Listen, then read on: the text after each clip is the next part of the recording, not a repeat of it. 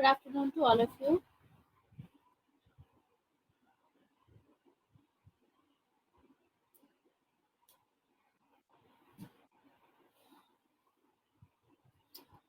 Wait a minute. Good afternoon. So, one class is today and one class will be tomorrow. आपकी एक class आज रहेगी और एक कल रहेगी एंड कल की क्लास के बाद फिर आई बी टेकिंग अ ब्रेक. ठीक है, ऑफ अ वीक ब्रेक. उसके बाद फिर मैं सेशन शुरू करूँगी. सो एटलीस्ट आप लोगों के पास में टाइम हो जाएगा रिविजन का. वेस्टर्न पॉलिटिकल थॉट के रिविजन का टाइम हो जाएगा. Now last time I told you कि जब मैं क्लास लूँगी तो मैं आपसे क्लास में क्वेश्चंस पूछूंगी फ्रॉम वेस्टर्न पॉलिटिकल थॉट. तो आपको रिविजन करके आनी है, राइट? ये मैंने आपको बोला था. अब क्योंकि आज डाउट क्लियरिंग सेशन नहीं है, क्योंकि आज लिबरलिज्म की क्लास होनी है, तो दैट्स वाई. ठीक है, सो आज फिलहाल तो नहीं हो पाएगा रिविजन, लेकिन क्योंकि मैंने आपका फ्राइडे को रखा है रिविजन का क्लास एंड फ्राइडे को probably I am taking an of. इसमें ये रहेगा आपका हफ्ते का एक ऑफ रहेगा. ठीक है, कल 2 क्लासेस होंगी, एक आज क्लास है और एक कल क्लास होगी. उसके बाद आई बी टेकिंग पूरा अगला हफ्ता जो रहेगा ऑफ रहेगा, तो उसमें आप रिवाइज कर सकते हो अपना बाकी का. You have taken English medium, Piyush. Okay, if you have taken English medium classes at 3:30, so you can come at 3:30. We are going to talk about India and Bangladesh and India, ASEAN, India, Myanmar relation today. This is the topic for today in English session. You have completed all the backlogs except Hannah Arendt. Okay, Abhishek, it's okay. Hannah Arendt आज के लिए important नहीं है. Hannah Arendt ज़्यादा important होगा जब हम fascism पढ़ेंगे. ठीक है, ज़्यादा important Hannah Arendt तब रहता है, या फिर Hannah Arendt important रहता है जब हम पावर का टॉपिक पढ़ते हैं या स्टेट का टॉपिक पढ़ते हैं. अदरवाइज अभी तो क्योंकि आइडियोलॉजी शुरू हो रही है, तो बाय देन आई थिंक कल तक आप कवर कर लो. Hannah Arendt एक ही क्लास है. ठीक है. Piyush, even if you have missed a lot in English batch also, I will recommend you to at least complete your backlogs by next week. By next week, starting from I think next Saturday. आपको जो next Saturday रहेगा, starting from that Saturday, I'll be continuing the session in both the courses, English as well as Hindi. ठीक है, this is what we will do because I need a break at least for a week. So I'm just notifying you in advance कि जिन लोगों ने बाद में join किया है, या कुछ लोग ऐसे भी होंगे, those students are there जिन लोगों ने अभी फ्री ट्रायल जो एक्सपीरियंस कर रहे हैं, अगर वो प्लस क्लासेस में आना चाहते हैं तो आप प्लस क्लासेस के सब्सक्रिप्शन लेकर के अगला आपके पास में 10 दिन आज के बाद अगर आप सब्सक्राइब करते हैं ऑब्वियसली, तो आपके पास में 10 डेज रहेंगे. उन 10 डेज में आप बैकलॉग्स पे काम कर सकते हो. जितना मैंने क्लासेस ली हैं वो आपका काफ़ी कुछ कवर हो जाएगा, because by the end of this month then I will be done with the English batch. IR class will also start in this month. Harish, yes, IR classes start हो चुकी हैं and regarding this separate IR classes की जो आप बात कर रहे हो वो स्टार्ट होंगी नेक्स्ट मंथ से. ठीक है, वो जनरल स्टडीज़ की सेपरेट बैच होगा जिसमें हम बेसिक्स कवर करेंगे. अभी हम एडवांस वर्जन कवर कर रहे हैं आईआर का. So today we have to start with ideologies. बाकी आपका टेस्ट अपना प्रिपेयर करते रहिएगा आप अपना. ठीक है, फुल फ्लेजेड बाकी सब आप प्रैक्टिस करते रहिए. प्रीवियस ईयर क्वेश्चंस की मैंने आपको पीडीएफ दे ही रखी है, तो you can do that. Things are still left to be revised. हाँ, even if they are left to be revised तो हम बाद में रिविजन करेंगे ही, टाइम मिलेगा ही. ठीक है. Yes, that course Raghav will help in PSIR also because that's the basic course. The advanced version of it is we are covering here. You'll write paper in English, so this is useful for understanding. Yeah, this is useful, Prince. Do you understand Hindi, right? You understand it. So if you understand Hindi, so it is definitely going to help you because all the terminologies are going to be in English only. We try as much as possible कि जैसे normal conversation होती है हिंदी में हमारी, उसमें हम cover करते हैं इसको. ठीक है. Understood? So will start with ideologies now. Ideologies में देखिए, सबसे पहले जो आइडियोलॉजी आती है वो होती है हमारी आइडियलिज्म की। सबसे पहले हम आइडियलिज्म कवर करते हैं, उसके बाद हम लिबरलिज्म पे आते हैं, फिर सोशलिज्म, फिर मार्क्सिज्म पढ़ते हैं। इसके अलावा फासिज्म भी पढ़ेंगे हम, फासिज्म की मार्क्सिज्म के बाद आएगी। फिर इसके अलावा हमें पोस्ट मॉडर्निज्म पढ़ना होता है, फेमिनिज्म, कम्युनिटेरियनिज्म। ये सभी आइडियोलॉजीज हैं जो हम एक एक करके समझते हैं। लेकिन लिबरलिज्म के बाद जब हम लिबरलिज्म कवर करते हैं, which is a big topic, उसके बाद कुछ छोटी मोटी डिबेट्स और छोटी मोटी आइडियोलॉजी आती हैं which we have to cover. तो वो हम कवर करेंगे, जैसे कि विल स्टडी मल्टीकल्चरलिज्म। ये बहुत इंपॉर्टेंट टॉपिक है मल्टीकल्चरलिज्म का। हर साल इस पर प्रोबेबिलिटी रहती है क्वेश्चन आने की। स्पेशली एक डिबेट होती है इस आइडियोलॉजी में, डिबेट होती है भीखू पारेख एंड विल केमलेका के बीच में। तो वो डिबेट अच्छे से समझेंगे कि क्या इशू है उसमें, क्या बोलते हैं ये, आज के टाइम पे क्या हो रहा है वर्ल्ड वाइड, रिलीजन को लेकर के क्या हो रहा है, कल्चर को लेकर के वर्ल्ड में क्या हो रहा है, ये सभी हमें मल्टीकल्चरलिज्म से पता चलता है। फिर जब कम्युनिज्म हार गया, finally there was disintegration of USSR, तो उसके चलते एक और डिबेट स्टार्ट हुई which is end of history debate. तो हम लिबरलिज्म का जब टॉपिक खत्म करते हैं तो उसके बाद एंड ऑफ हिस्ट्री डिबेट पे हम कवर करेंगे। एट द सेम टाइम हम एंड ऑफ आइडियोलॉजी भी कवर करेंगे। अब इस सब में क्या होगा, जो मैंने आपको नोट्स पहले के दे रखे हैं वो तो आप रखोगे ही, लेकिन साथ में वैल्यू एडिशन होगा यहाँ पर। वैल्यू एडिशन के लिए आई विल बी रिकमेंडिंग यू कि आप अपने साथ में पेन एंड पेपर रेडी रखेंगे। वैसे भी मैंने आपको बोला है कि पेन एंड पेपर आप अपना रेडी रखेंगे to make the flow charts. And regarding the value addition, like I said कि अभी जो मैंने नोट्स पहले प्रोवाइड किए हैं आपको क्लास में, जो प्रोवाइड किए जाते हैं वो तो पीडीएफ आप लोग डाउनलोड कर ही सकते हो, लेकिन उसके अलावा समथिंग विच आई वांट, वो बहुत इंपॉर्टेंट पॉइंट्स होते हैं, वो अलग से मैं आपको एज एन वैल्यू एडिशन मैं आपको डिक्टेट कराऊंगी। तो वो आपको लिखना पड़ेगा। आज डिक्टेशन नहीं होगा, कल भी डिक्टेशन नहीं होगा, बिकॉज फिलहाल के लिए हम बेसिक्स समझेंगे इसका। तो जब तक हमारा पूरा बेसिक्स खत्म नहीं हो जाता तब तक हम वैल्यू एडिशन नहीं करेंगे। So for those students, those who want to access the full-fledged political science and international relation course, they have to take the subscription. That way you will be able to take it. ठीक है, तो फिर value addition की आपकी बाकी सभी classes भी रहेंगी। आपने अच्छा अभी तक शेयर नहीं हुआ है हरीश, तो आई आस्क अमन।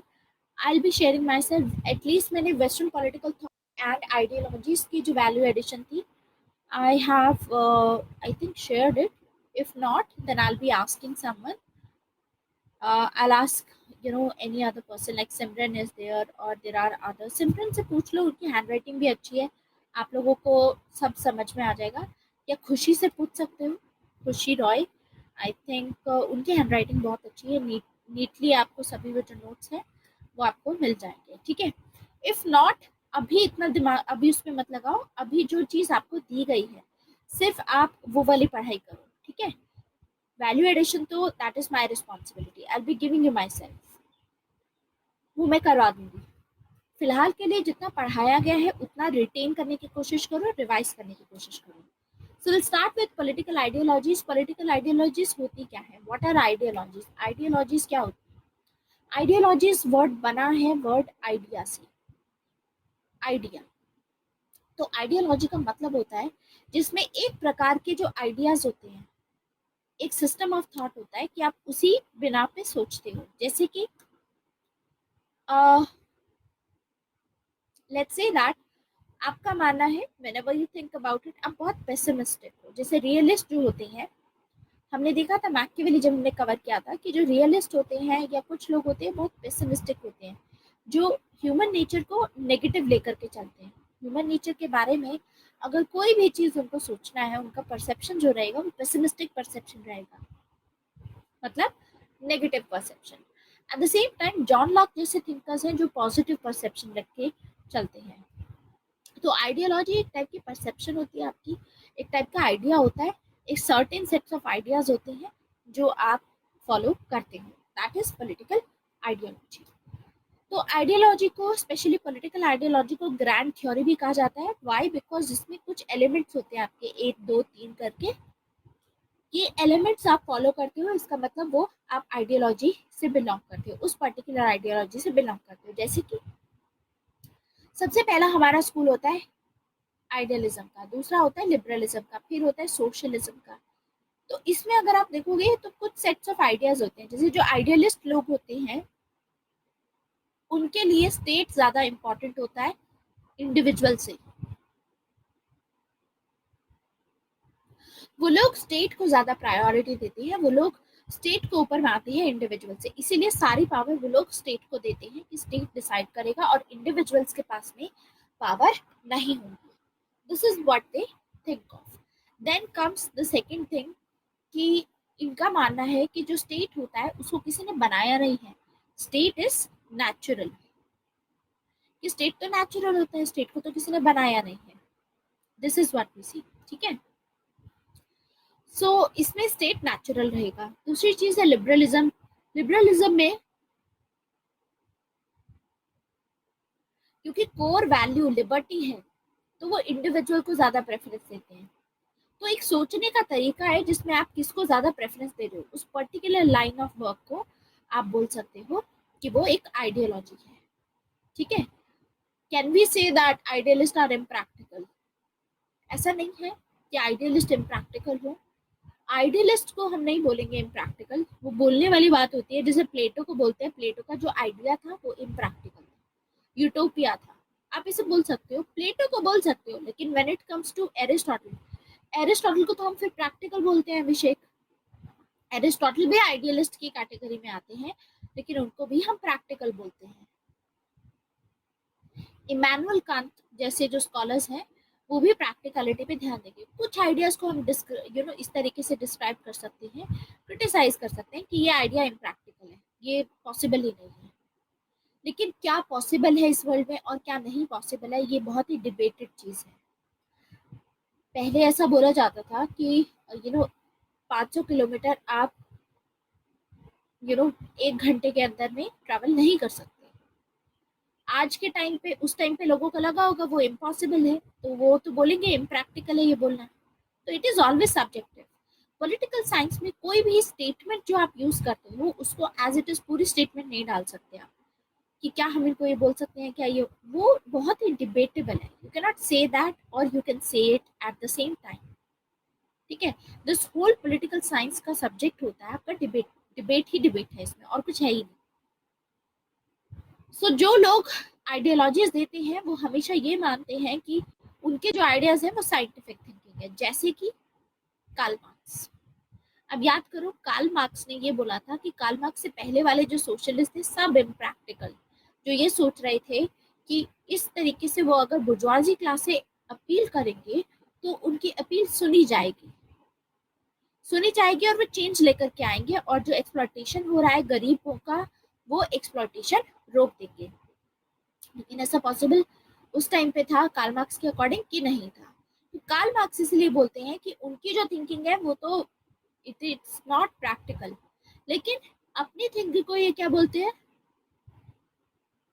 कि मेरी थिंकिंग साइंटिफिक है।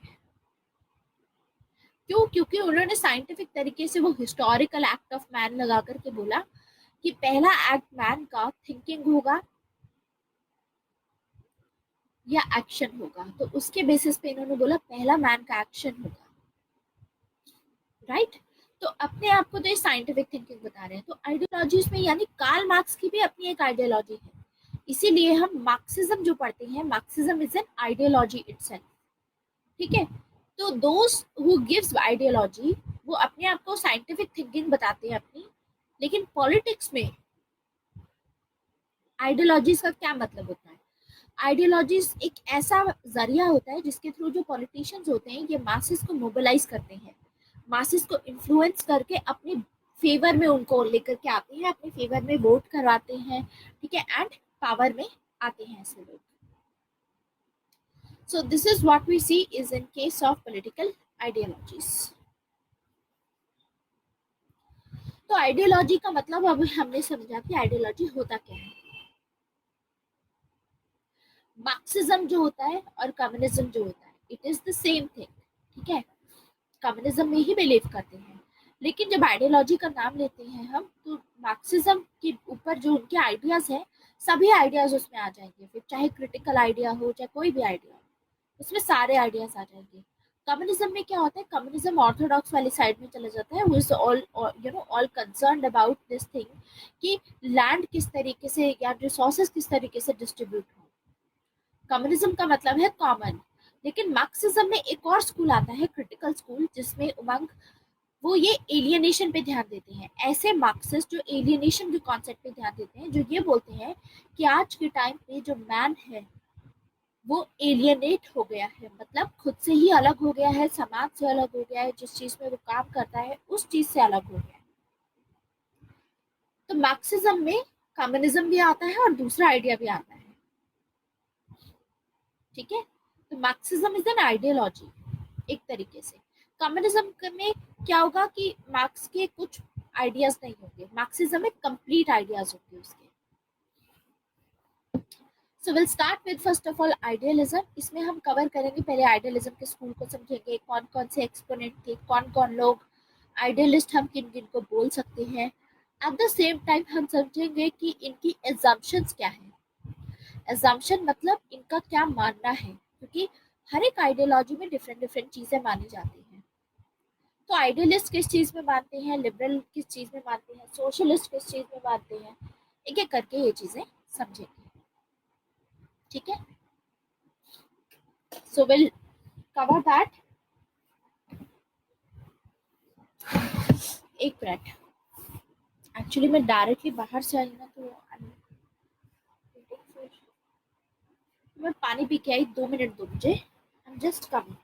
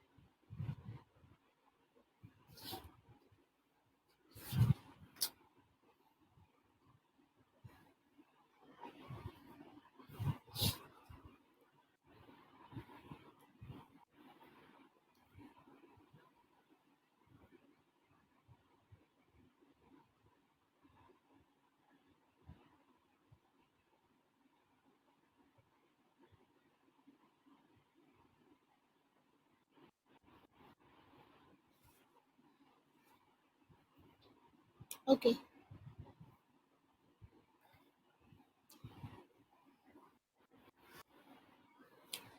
So let's begin with idealism first of all. Idealism में देखिए, सबसे पहले आइडियलिज्म का मतलब क्या होता है, आइडियलिज्म कब से शुरू हुआ है वो डिस्कस करते हैं। अब ऐसा तो है नहीं कि आइडियलिज्म की जो आइडियोलॉजी है अभी नई नई आई है, ये ओल्डेस्ट आइडियोलॉजी है। ओल्डेस्ट कैसे है, जब से वेस्टर्न पॉलिटिकल थॉट स्टार्ट हुआ, स्पेशली सोक्रेटिस और प्लेटो से, तब से हमने देखा कि सोक्रेटिस और जो प्लेटो थे दोनों ही आइडियल थे, आइडियलिस्ट स्कूल से बिलोंग करते थे, आइडियाज में बिलोंग करते थे। जैसे कि सोक्रेटिस है, सोक्रेटिस को हम बोलते थे कि he is the wisest man on earth back then, Greece पे। ठीक है, वाइजेस्ट, सोक्रेटिस जो थे वो भी अपनी थ्योरी ऑफ नॉलेज और ऐसी चीज़ों पे बिलीव करते थे जो चीज़ें परमानेंट हो। ये बोलते थे कि पैसे और पावर के पीछे नहीं भागना चाहिए। तो अल्टीमेटली हमें क्या पता चलता है कि जो सोक्रेटिस थे और प्लेटो दोनों ही आइडियलिस्ट थे। तो तब से आइडियलिस्ट स्कूल स्टार्ट हुआ है, एंशियंट ग्रीस से शुरू हुआ है। तो आइडियलिज्म का जो स्कूल है ऐसा नहीं है कि रिसेंटली डेवलप हुआ है, it is the oldest systematic philosophy in western culture. वैसे भी प्लेटो का हमने थ्योरी ऑफ आइडिया पढ़ा था, और थ्योरी ऑफ आइडिया में हमने देखा था कि प्लेटो खुद आइडिया को प्रेफर करते हैं क्योंकि वो मानते हैं कि idea is the ultimate reality, कि बाकी जो इस दुनिया में है वो सभी मटेरियलिस्टिक चीज़ें हैं, और मटेरियलिस्टिक चीज़ें जो होती हैं वो टेम्परेरी इन नेचर होती है, मतलब आज हैं कल नहीं है। जैसे पैसा आज आपके पास में है, कल हो सकता है चला जाए, तो परमानेंट नहीं रहता है कोई भी चीज़। सो आइडियलिस्ट इस चीज़ में मानते हैं, ठीक है, that ideas are the only true reality. तो हमको अपनी लाइफ है आइडियाज के हिसाब से अपने डिसीजंस लेने चाहिए, ऐसा बोलते हैं ये आइडियलिस्ट। तो फिलोसफिकल बिलीफ इनका ये क्लेम करता है कि जो मटेरियल थिंग्स होती हैं जो इस वर्ल्ड में, मान लो आपके पास में आज घर है, गाड़ी है, और जिस जो भी चीज़ आप सोच रहे हो मटेरियलिस्टिक, जैसे गोल्ड हो, ज्वेलरी हो, ये सभी टेम्परेरी चीज़ें, इमेजिनरी होता है ये सब कुछ, इल्यूजन होता है ये सब कुछ। Material things do not exist independently, ये हमारे माइंड की कंस्ट्रक्शन है। जैसे कि एक गरीब आदमी होता है, तो हम देखते हैं गरीब आदमी सोचेगा कि काश मेरे पास साइकिल होती, मान लो उनके पास साइकिल है तो सोचेंगे काश मेरे पास बाइक होती। और जो बाइक से चल रहा है उसको कार चाहिए, जिसके पास कार है उसको अपने प्लेन चाहिए, अपना चार्टर्ड प्लेन चाहिए। जिनके पास वो भी है वो चाहते हैं कि और ऊपर हो, मेरा ये लेवल रहे कि मेरे पास खुद का ही, मतलब एटलीस्ट मून पे, या ऐसी ऐसी डिजायर्स रहती हैं।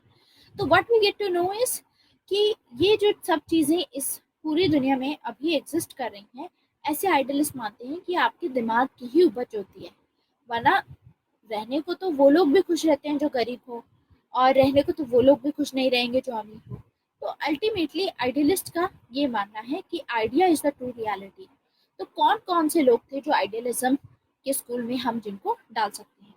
सबसे पहले आते हैं इसमें सोक्रेटिस। सोक्रेटिस हम वैसे भी पढ़ ही चुके हैं ऑलरेडी, कि सोक्रेटिस का कहना था knowledge is important, knowledge is virtue.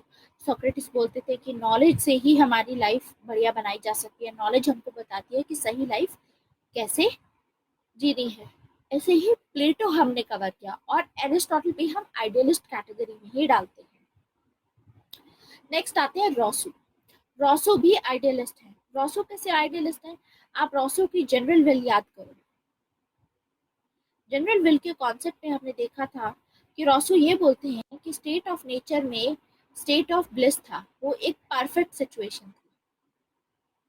Perfect situation थी जहाँ मॉडर्निटी नहीं थी, जहाँ लोग ज़्यादा परेशान नहीं होते थे, पूरी तरीके से खुश थे। लेकिन रोसो ब्लेम करते हैं कि मॉडर्निटी की वजह से आज के टाइम पे ये चीज़ नहीं है, आज के टाइम पे परफेक्ट हैप्पीनेस नहीं है। समझौते से कैसे राज्य बनेगा? इन्होंने बोला था कि आइडियल है ये भी, ये क्या मानते हैं कि जो मेरे लिए सही है उमंग, वो आपके लिए भी सही है, वो अंश के लिए भी सही होगा, अभिषेक के लिए सही होगा, संदीप के लिए सही होगा, अल्टीमेटली सभी के लिए सही होगा, क्योंकि वो हमारी जनरल विल है। तो खुद सोचो ये कितना इम्प्रैक्टिकल आइडिया हो गया है इस मामले में, ठीक है। तो इम्प्रैक्टिकल भी है, लेकिन एट द सेम टाइम बात भी सही बोल रहे हैं, एकदम परफेक्ट बात कर रहे हैं ये, कि हाँ, एक परफेक्ट आइडिया ऑफ जस्टिस होता है वो सभी को एक मतलब एक्सेप्टेबल होगा। परफेक्ट मतलब सभी के लिए एक बराबर चीज। तो अल्टीमेटली वही चीज डिबेटेबल आ गई यहाँ पर भी, कि रोसो ने जो अपनी बातें की उन्होंने इस हिसाब से करी, और इसीलिए रोसो ने डायरेक्ट डेमोक्रेसी को प्रमोट किया। अब हमने देखा था कि रोसो ने क्या बोला था डायरेक्ट डेमोक्रेसी में, कि man should be force to be free. क्या मतलब है इसका?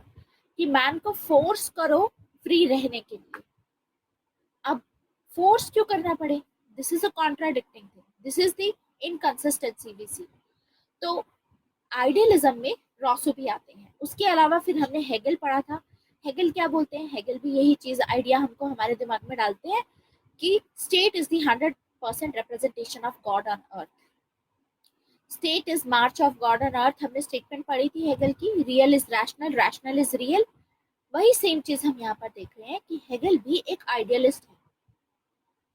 अब यहाँ तक तो हमने सभी पढ़ लिए थे, लेकिन अब दो हमने थिंकर नहीं पढ़े हैं आइडियलिस्ट कैटेगरी में। पहले हैं इमानुएल कांट और दूसरे हैं टीएच ग्रीन। एक बार को इमानुएल कांट का हमने एक जरा सा उसमें हमने पढ़ा था एरिस्टोटल में, स्लेवरी के उस ऊपर इनके व्यूज देखे थे हमने, राइट। हमने देखा था कि इमानुएल कांट बोलते हैं कि जो ह्यूमंस होते हैं, ठीक है, इनको हम एक एज अ मीन्स नहीं बना सकते, मतलब जरिया नहीं बना सकते इनको अपने एंड्स को फुलफिल करने का। Each man is an and in it self, मतलब हर एक जो इंसान होता है वो खुद ही बहुत यूनिक होता है। तो हम उनको किसी चीज का उनका यूज करके चीज की तरीके से, मतलब उनका यूज करके उनको फेंक नहीं सकते ऐसे। सो this is what Immanuel Kant says. इसीलिए स्लेवरी को वो क्रिटिसाइज करते हैं और उन्होंने प्रिंसिपल अपना दिया था ह्यूमन डिग्निटी का। एग्जैक्टली शुभम। सो इमैनुअल कांट के बारे में थोड़ा पढ़ेंगे अभी और टीएच ग्रीन के बारे में समझेंगे। ये दोनों ही आइडियलिस्ट हैं, क्या आइडियाज हैं इनके, क्या बताते हैं ये अभी थोड़ी देर में पढ़ेंगे। फिलहाल के लिए आप इस चीज पे ध्यान दोगे कि एजम्पशंस पहले आइडियलिस्ट की समझते हैं। पहले एजम्पशन देखते हैं ह्यूमन नेचर पे। अब इनका क्या मानना है कि ह्यूमंस कैसे होते हैं। अब एरिस्टोटल को याद करो, या जितने भी आइडियलिस्ट होते हैं इनका मानना होता है, क्योंकि आइडियलिस्ट देखो वो लोग होते हैं जो लोग स्टेट को प्रेफरेंस देंगे, जो लोग सोसाइटी को प्रेफरेंस देंगे, वो लोग आइडियलिस्ट रहेंगे। इसीलिए आइडियलिस्ट बोलते हैं कि जो स्टेट होता है वो नेचुरल होता है, मतलब अपने आप उभर के आया है, ऐसा नहीं है कि मैन ने बनाया है। हमने लिबरल थिंकर्स देखे थे, लिबरल में हमने जॉन लॉक देखा था, और जॉन लॉक में हमने देखा था कि जॉन लॉक कॉन्ट्रैक्ट की बात करते हैं कि सभी लोग, क्योंकि स्टेट ऑफ नेचर में कुछ इनकन्वीनियंसेस होंगे, तो सभी लोग कॉन्ट्रैक्ट साइन करेंगे और फाइनली स्टेट बनाया जाएगा। और स्टेट के पास में लिमिटेड पावर होंगी तीन एरियाज में, right to execute law, right to legislate law and right to adjudicate law और इंटरप्रेट लॉ। यानी एग्जीक्यूटिव, लेजिस्लेचर और जुडिशरी, ये तीन चीजें थी, लिमिटेड पावर्स थी स्टेट के पास में। तो ये तो लिबरल्स का हो गया। आइडियलिस्ट में क्या होता है, आइडियलिस्ट में मानते हैं ये कि स्टेट जो होता है वो ऑर्गेनिक होता है। तो सबसे पहली चीज समझेंगे ह्यूमन नेचर पे। जितने भी आइडियलिस्ट हैं वो ये मानते हैं कि man is social by nature. Social by nature का मतलब है कि मैन सोसाइटी के बिना रह ही नहीं सकता। Very important point. ये चीज आगे हम अभी लिबरलिज्म पढ़ेंगे तो उसके साथ में कंपेयर करके समझेंगे, तो आपको ज्यादा अच्छे से याद रहेगा। तो ह्यूमन नेचर के कॉन्सेप्ट में जो आइडियलिस्ट होते हैं, जितने भी आइडियलिस्ट अभी हमने पढ़े, इन सभी का मानना है कि man is social by nature, और ये रिजेक्ट करते हैं the concept of atomistic man. What is atomistic man? Atomistic man का मतलब होता है कि आप अकेले नहीं रह सकते हो। जैसे लिबरलिज्म में क्या होता है, जॉन लॉक में हमने देखा था, लिबरलिज्म में एटॉमिस्टिक मैन की बात होती है, ठीक है, इंडिविजुअलिज्म की बात होती है कि आप अकेले रह सकते हो, अपने डिसीजन खुद ले सकते हो। तो आपको कभी भी ज़रूरत होती है अगर, तो फिर आप सोसाइटी में जाते हो, अदरवाइज आप अपने घर पे बैठे रहते हो, समथिंग लाइक दैट।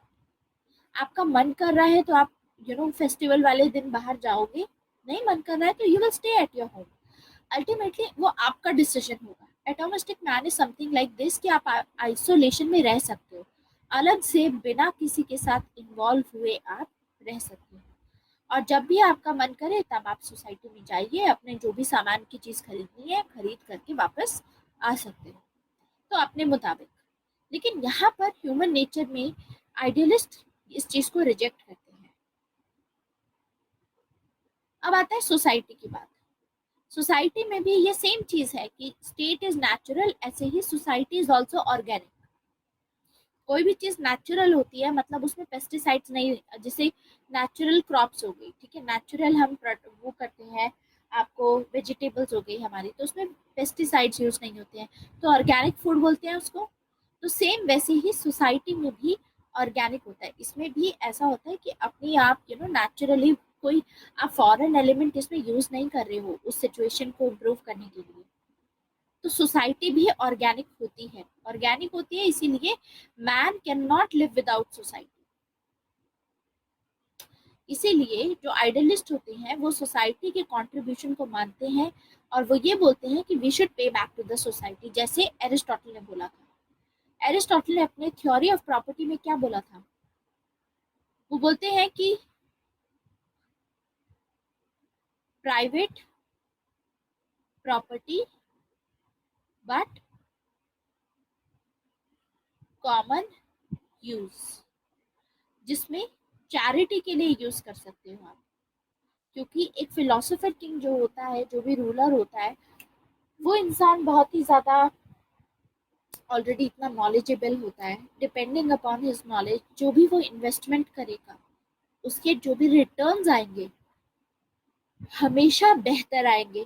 बेहतर रिटर्न्स का मतलब है कि हम उस पैसे को आगे अगर वो चैरिटी में लगाना चाहे तो लगा सकता है। क्योंकि अगर आपके पास में 1,000 करोड़ एकड़ लैंड है, ठीक है, 1,000 एकड़ लैंड है मान लो, आप अकेले तो उस पर काम नहीं कर सकते, पॉसिबल नहीं है।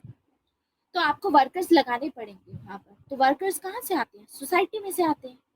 सोसाइटी में से वर्कर्स लगाओगे, काम करवाओगे उनसे, तभी तो प्रोडक्शन होगी। तो जो प्रोडक्शन होगी तभी उससे ही आप अपने घर का खाना पीना और मतलब अपना लाविश लाइफस्टाइल फॉलो कर पाओगे।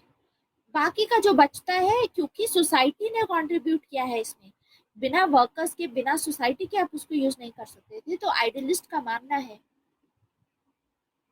कि अगर आप सोसाइटी से कुछ लेते हो, सोसाइटी को आपको वापस देना भी पड़ेगा। You should pay back to the society. Charity के फॉर्म में आप हेल्प कर सकते हो। और आइडियलिस्ट इस कॉन्सेप्ट को रिजेक्ट करते हैं, पोजेसिव इंडिविजुअलिज्म को। पोजेसिव इंडिविजुअलिज्म का क्या मतलब होता है? सिंपल सी बात है, सोसाइटी में को आपको पे बैक करना होगा का क्या मतलब है? साफ मतलब, पोजेसिव इंडिविजुअलिज्म का क्या मतलब होता है? Possessive individualism is whatever you possess, there is no obligation on you to pay back to the society.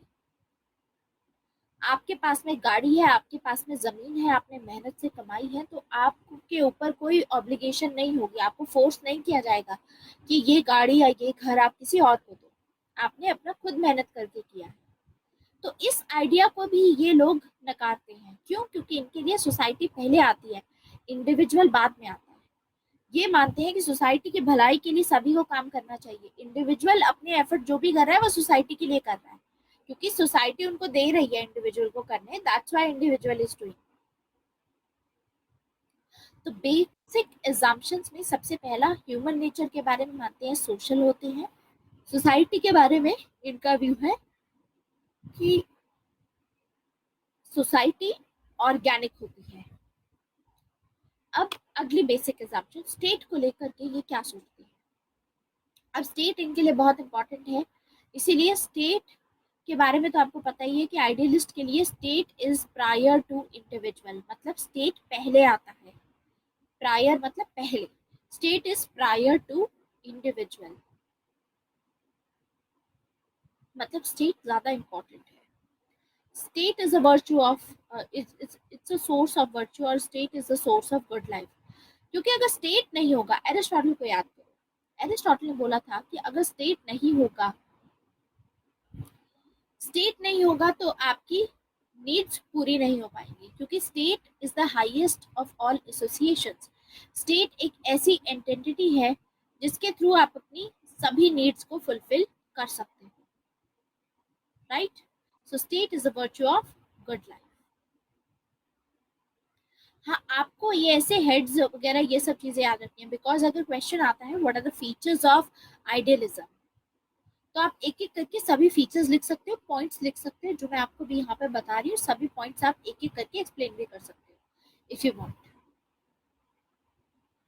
ठीक है, तो पहली चीज कि स्टेट के बारे में क्या सोचना है आइडियलिस्ट का, कि स्टेट होगा तभी लोग अच्छी लाइफ जी पाएंगे।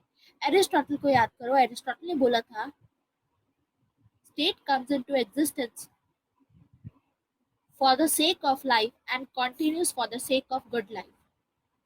स्टेट कैसे आया था एरिस्टोटल के अकॉर्डिंग? स्टेट पहले आया था तो हमने देखा था कि पहले मैन आया था क्रोनोलॉजिकली अगर बात करें, ठीक है, टाइम पीरियड वाइज बात करें तो सबसे पहले मैन आया। मैन के बाद में फैमिली बनाई मैन ने, क्योंकि मैन अपनी सारी नीड्स को फुलफिल नहीं कर सकता था, तो सबसे पहले फैमिली बनाई। फैमिली कुछ नीड्स फुलफिल कर सकती थी लेकिन सारी नहीं कर सकती, तो मैन ने विलेजेस बनाई, मैन ने सोसाइटी बनाई। उसके बाद आगे जाकर के मैन ने बनाया स्टेट। तो अल्टीमेटली एसोसिएशंस तो रही, और जो स्टेट है वो एक ऐसे एसोसिएशन है, यहाँ पर फिर भी मैन की नीड्स फुलफिल नहीं हो रही थी, लेकिन स्टेट जैसे ही आएगा अब मैन की सारी नीड्स फुलफिल हो जाएंगी।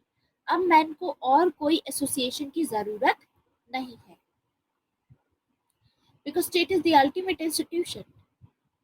तो वैसे तो क्रोनोलॉजिकली ये सब होता है, लेकिन लॉजिकली अगर देखें आइडियलिस्ट के अकॉर्डिंग, तो जैसे ही मैन का बर्थ हुआ उसी टाइम पे स्टेट की नेसेसिटी अराइज हुई, उसी टाइम पे ज़रूरत पड़ी कि आगे जाकर के मैन को रहना पड़ेगा, अकेले तो रह नहीं सकता, मैन फैमिली भी बनाएगा, विलेजेस भी बनाएगा, स्टेट एक ऐसी एंटिटी की ज़रूरत ज़रूर पड़ेगी जो मैन की सभी नीड्स को फुलफिल कर सके, क्योंकि मैन को नेचर ने सेल्फ सफिशिएंट बनाया ही नहीं है कि अपना ख्याल खुद रख सके। सो उसके बेसिस पे एक बार जो स्टेट आया मैन की लाइफ को बेहतर बनाने के लिए, लेकिन आज भी स्टेट कंटिन्यू कर रहा है। रीजन है क्योंकि ये आज भी मेंटेन करके रखा हुआ है स्टेट ने, ठीक है। लॉ एंड ऑर्डर सिचुएशन, इन सभी सिचुएशंस को कौन हैंडल करता है? स्टेट हैंडल करता है। तो गुड लाइफ के लिए ये सब होना बहुत जरूरी है।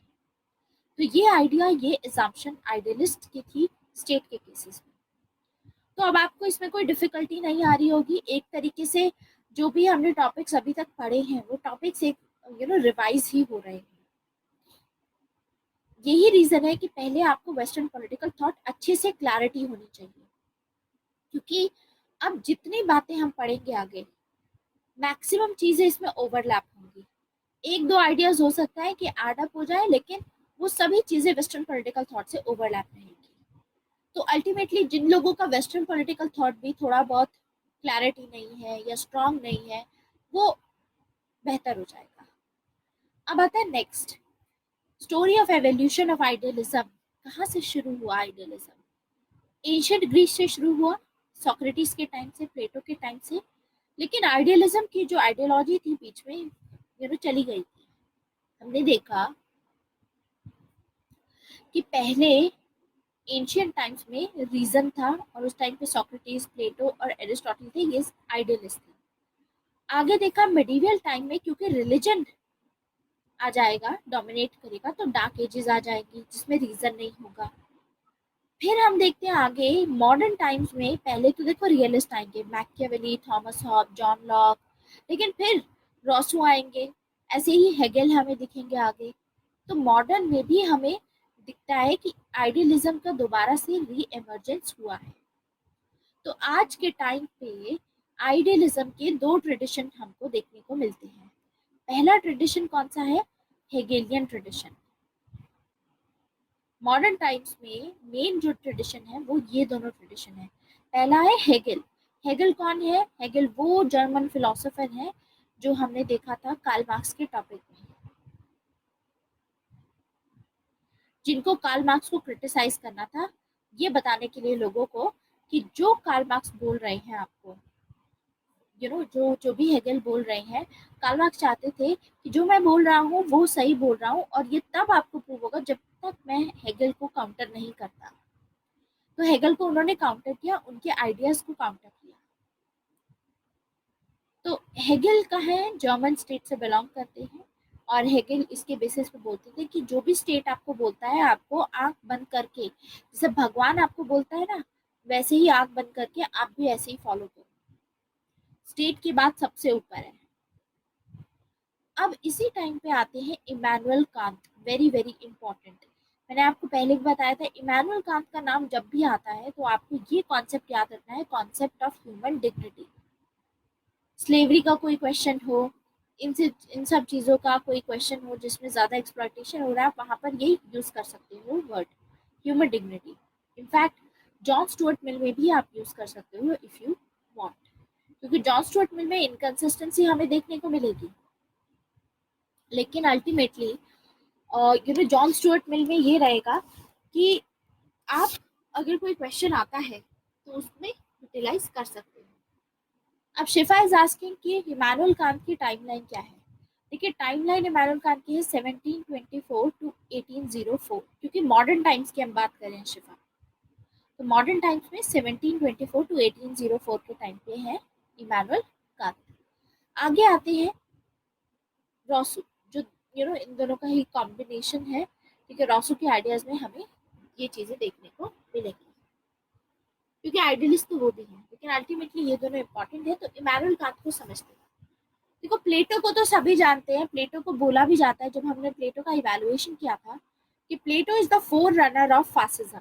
फोर रनर ऑफ फासिज्म मतलब प्लेटो के आइडियाज में हमें फासिज्म के आइडियाज देखने को मिलते हैं। प्लेटो ने अपना जो थ्योरी ऑफ फिलोसोफर किंग दिया, उसमें हमने देखा कि उसमें उन्होंने एब्सोल्यूट पावर दी फिलोसोफर किंग को, तो आपके पास में पूरी पावर है, जो आपको करना है वो आप कर सकते हो। तो फासिस्ट में भी तो यही होता है, सारी पावर एक ही पर्सन के हाथ में होती है। और प्लेटो के काम में हमको देखने को मिलेगा कि ह्यूमन राइट्स की कभी बात नहीं है, क्योंकि प्लेटो ने राइट्स कभी बोले ही नहीं। जो आइडियलिस्ट लोग होते हैं वो राइट्स के बारे में बात नहीं करते हैं। तो पुराना जो ट्रेडिशन था उसमें राइट्स इंपॉर्टेंट नहीं थी, ड्यूटीज इंपॉर्टेंट थी। जैसे सोक्रेटिस को जब एग्जीक्यूट किया गया बाय द डेमोक्रेटिक गवर्नमेंट, तो सोक्रेटिस को ये चॉइस दी गई थी कि वो जा सकते थे, देयर वाज दिस ऑप्शन। लेकिन सोक्रेटिस ने उस टाइम, क्योंकि डेमोक्रेसी में देखो राइट्स होते हैं एक बार, ठीक है, लेकिन क्योंकि सोक्रेटिस आइडियलिस्ट थे, वो स्टेट को ज्यादा ऊपर मानते थे, तो उन्होंने खुद ही मतलब वो हेमलॉक जो पॉइजन था, he was forced to drink this poison, तो वो उन्होंने पिया, जहर पिया उन्होंने। रीजन ये था क्योंकि वो अपनी स्टिल अपने आइडियाज पे अड़े रहे कि नहीं, स्टेट का जो आदेश होता है वो सबसे ऊपर होता है, चाहे उसके लिए उन्हें अपनी जान क्यों ना गंवानी पड़ी। सो यहाँ पर राइट्स नहीं होते हैं, ड्यूटीज होती हैं हमेशा, और इस principle he did that. And जैसे प्लेटो ने अपनी एब्सोल्यूट पावर दी थी फिलोसोफर किंग को, एक लिमिटेशन थी बस फिलोसोफर किंग पे कि ये कॉन्स्टिट्यूशन चेंज नहीं कर सकते थे। और कॉन्स्टिट्यूशन क्या बोलता था? कॉन्स्टिट्यूशन बोलता था कि फिलोसोफर किंग के पास में एब्सोल्यूट पावर है, तो वो क्यों चेंज करेंगे कॉन्स्टिट्यूशन को? आप खुद बताओ। नो मैटर व्हाट, इनके पास में एब्सोल्यूट पावर है। अगर ये टायरेंट भी बन जाते हैं, टायरेंट मतलब डिक्टेटर भी बन जाते हैं, तानाशाह भी बन जाते हैं, तो भी कोई नहीं होगा चैलेंज करने के लिए। No one can question his wisdom. Yes. So यहाँ से हमें आइडियाज देखने को मिलते हैं प्लेटो की साइड से। ये तो हो गया पुराना ट्रेडिशन। मॉडर्न ट्रेडिशन में आता है हमारे इमैनुअल कांत। अब इमैनुअल कांत सोसाइटी को ज्यादा इंपॉर्टेंस देते हैं। मॉडर्न में जो हमको आइडियलिस्ट देखने को मिलेंगे वो उसमें ये रहेगा, ठीक है। तो स्पेशली ये इंपॉर्टेंस देते हैं सोशल और मॉरल नेचर ऑफ मैन को। सोशल नेचर है मैन का, क्योंकि मैन का मॉरल नेचर है, मैन के पास में रीजन है, ये मानना है। तो इन्होंने अपनी जो ह्यूमन डिग्निटी का कॉन्सेप्ट है उसमें यही बोला था कि जो सभी लोग होते हैं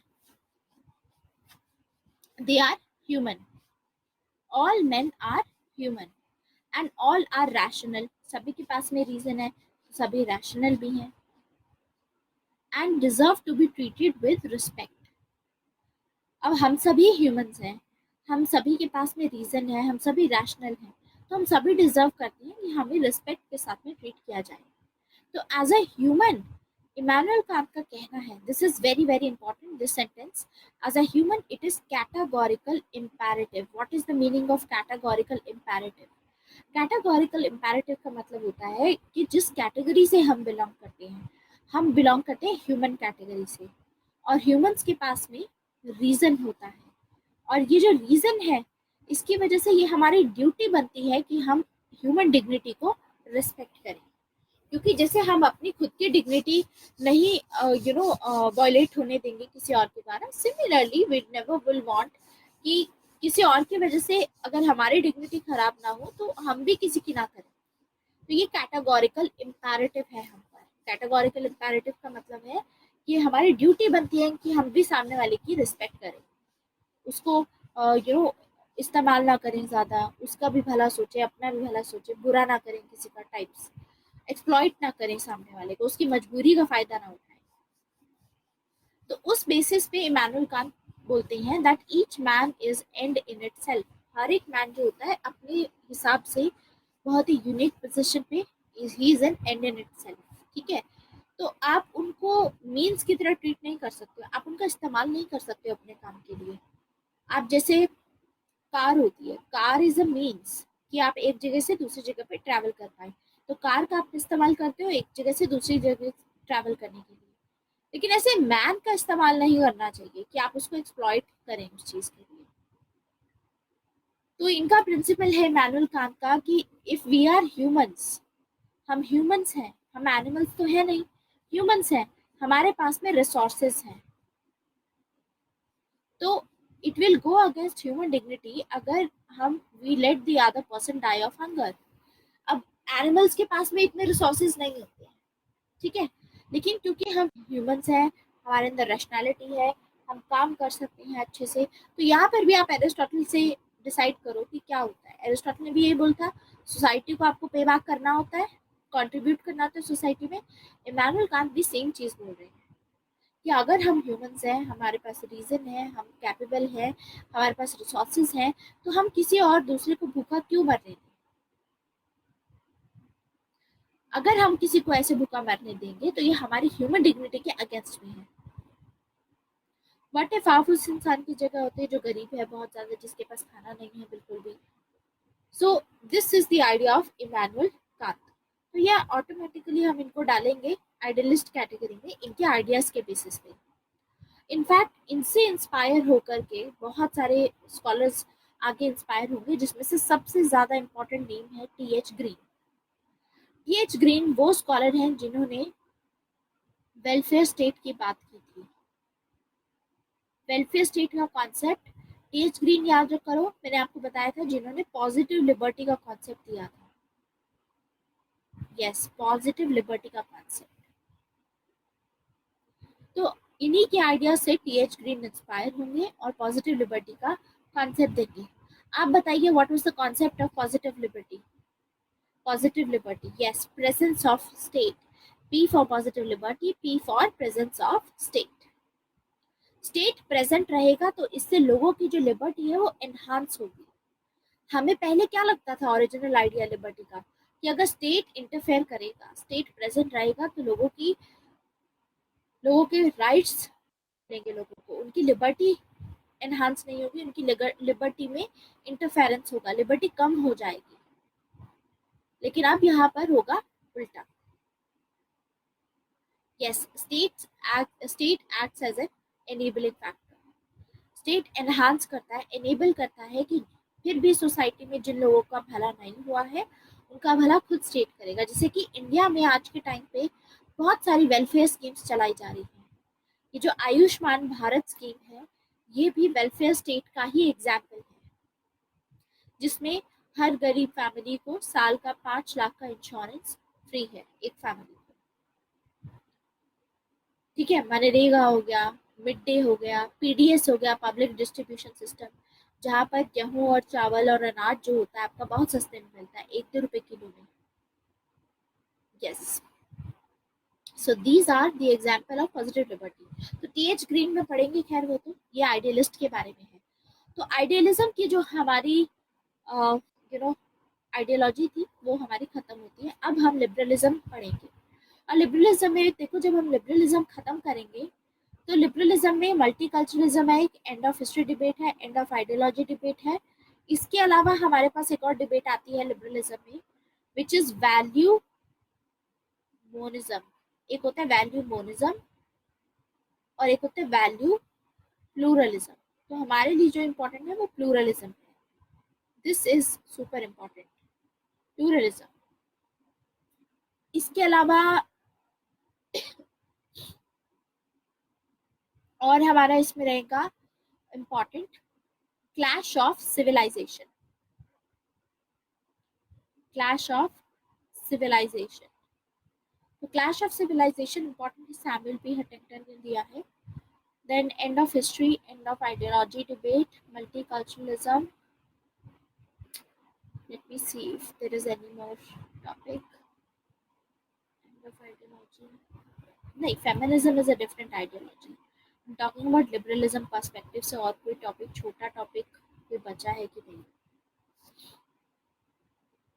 इतने ही है, ठीक है। तो ये सभी हमें कवर करने हैं। तो पहले लिबरलिज्म पढ़ेंगे, उसके बाद हम समझेंगे मल्टीकल्चरलिज्म, ये सब।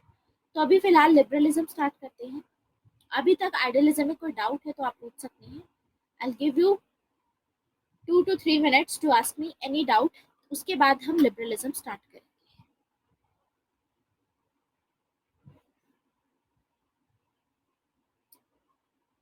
कोई डाउट है?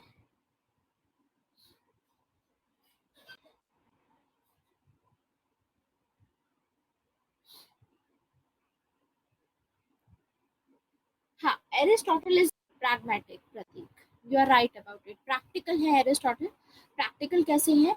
क्योंकि एरिस्टोटल क्या करते हैं कि अपना 158 कॉन्स्टिट्यूशन को अच्छे से एनालाइज करने के बाद में वो फिर अपनी थ्योरीज देते हैं, तो वो प्रैक्टिकल हो गया थोड़ा।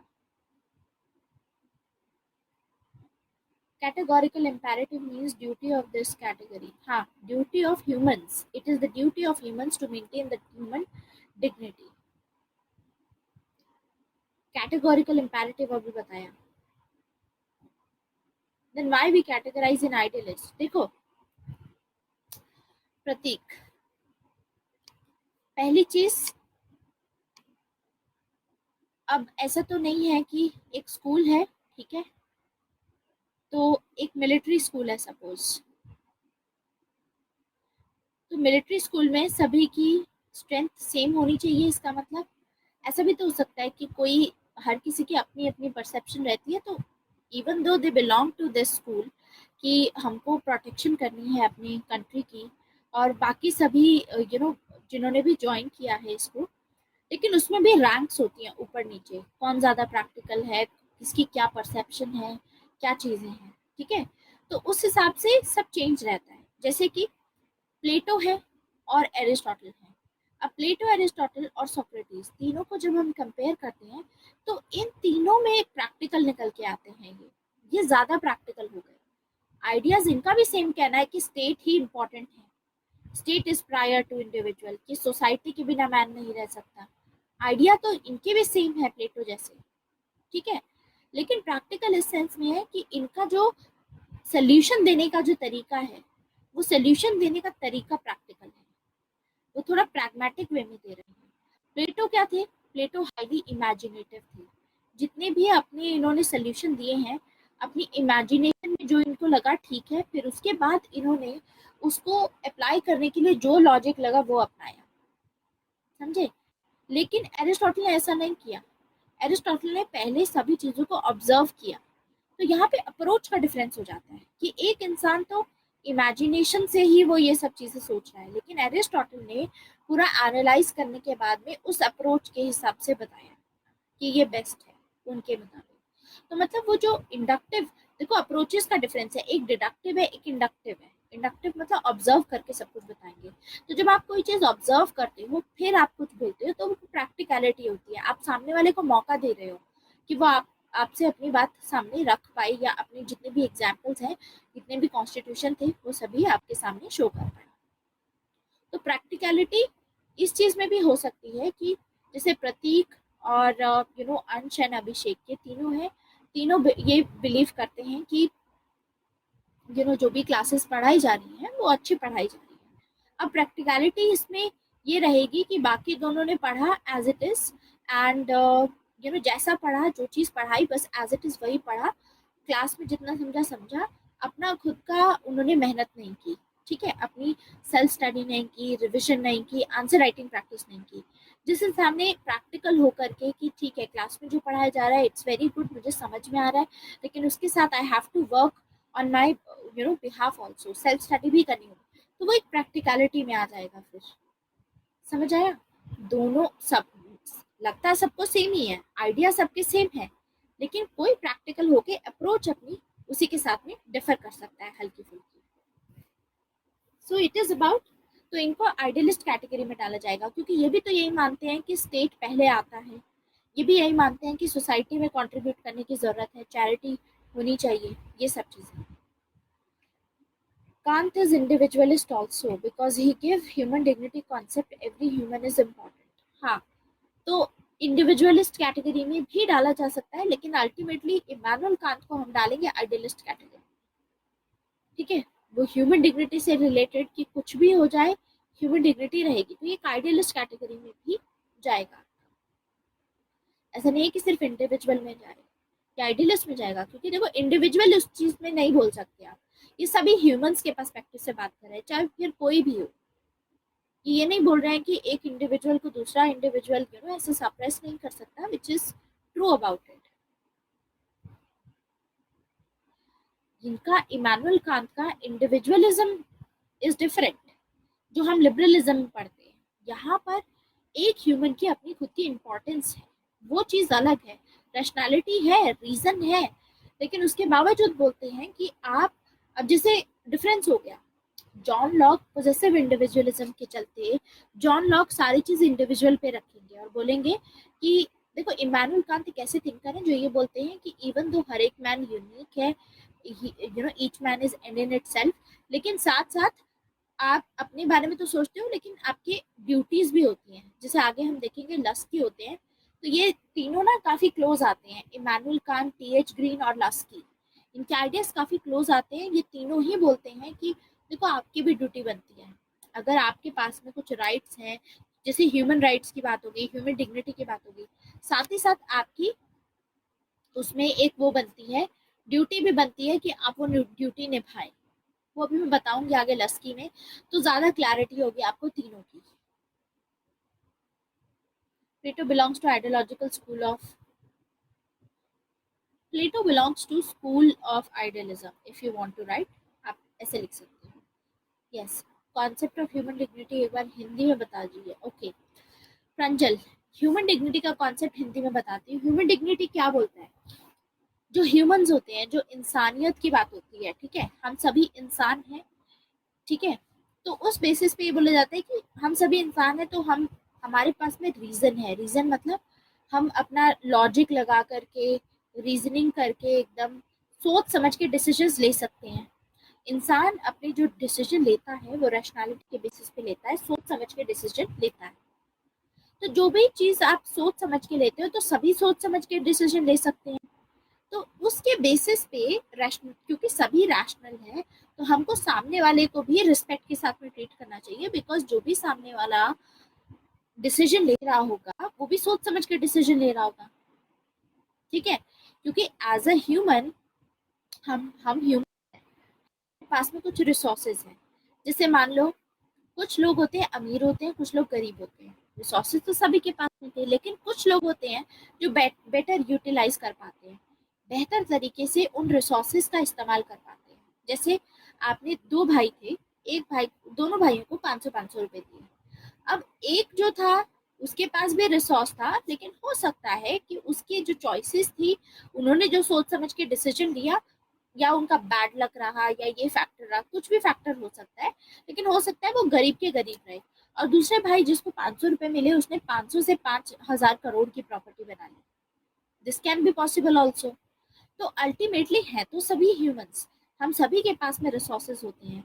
तो अगर ये जिसने 5,000 करोड़ की प्रॉपर्टी बना ली, अगर उसने अपने जो भाई है जिसका 500 रुपया डूब गया और वो गरीबी में ही रहा हमेशा के लिए, तो क्या ये उसकी डिग्निटी, उसकी डिग्निटी के अगेंस्ट में नहीं होगा?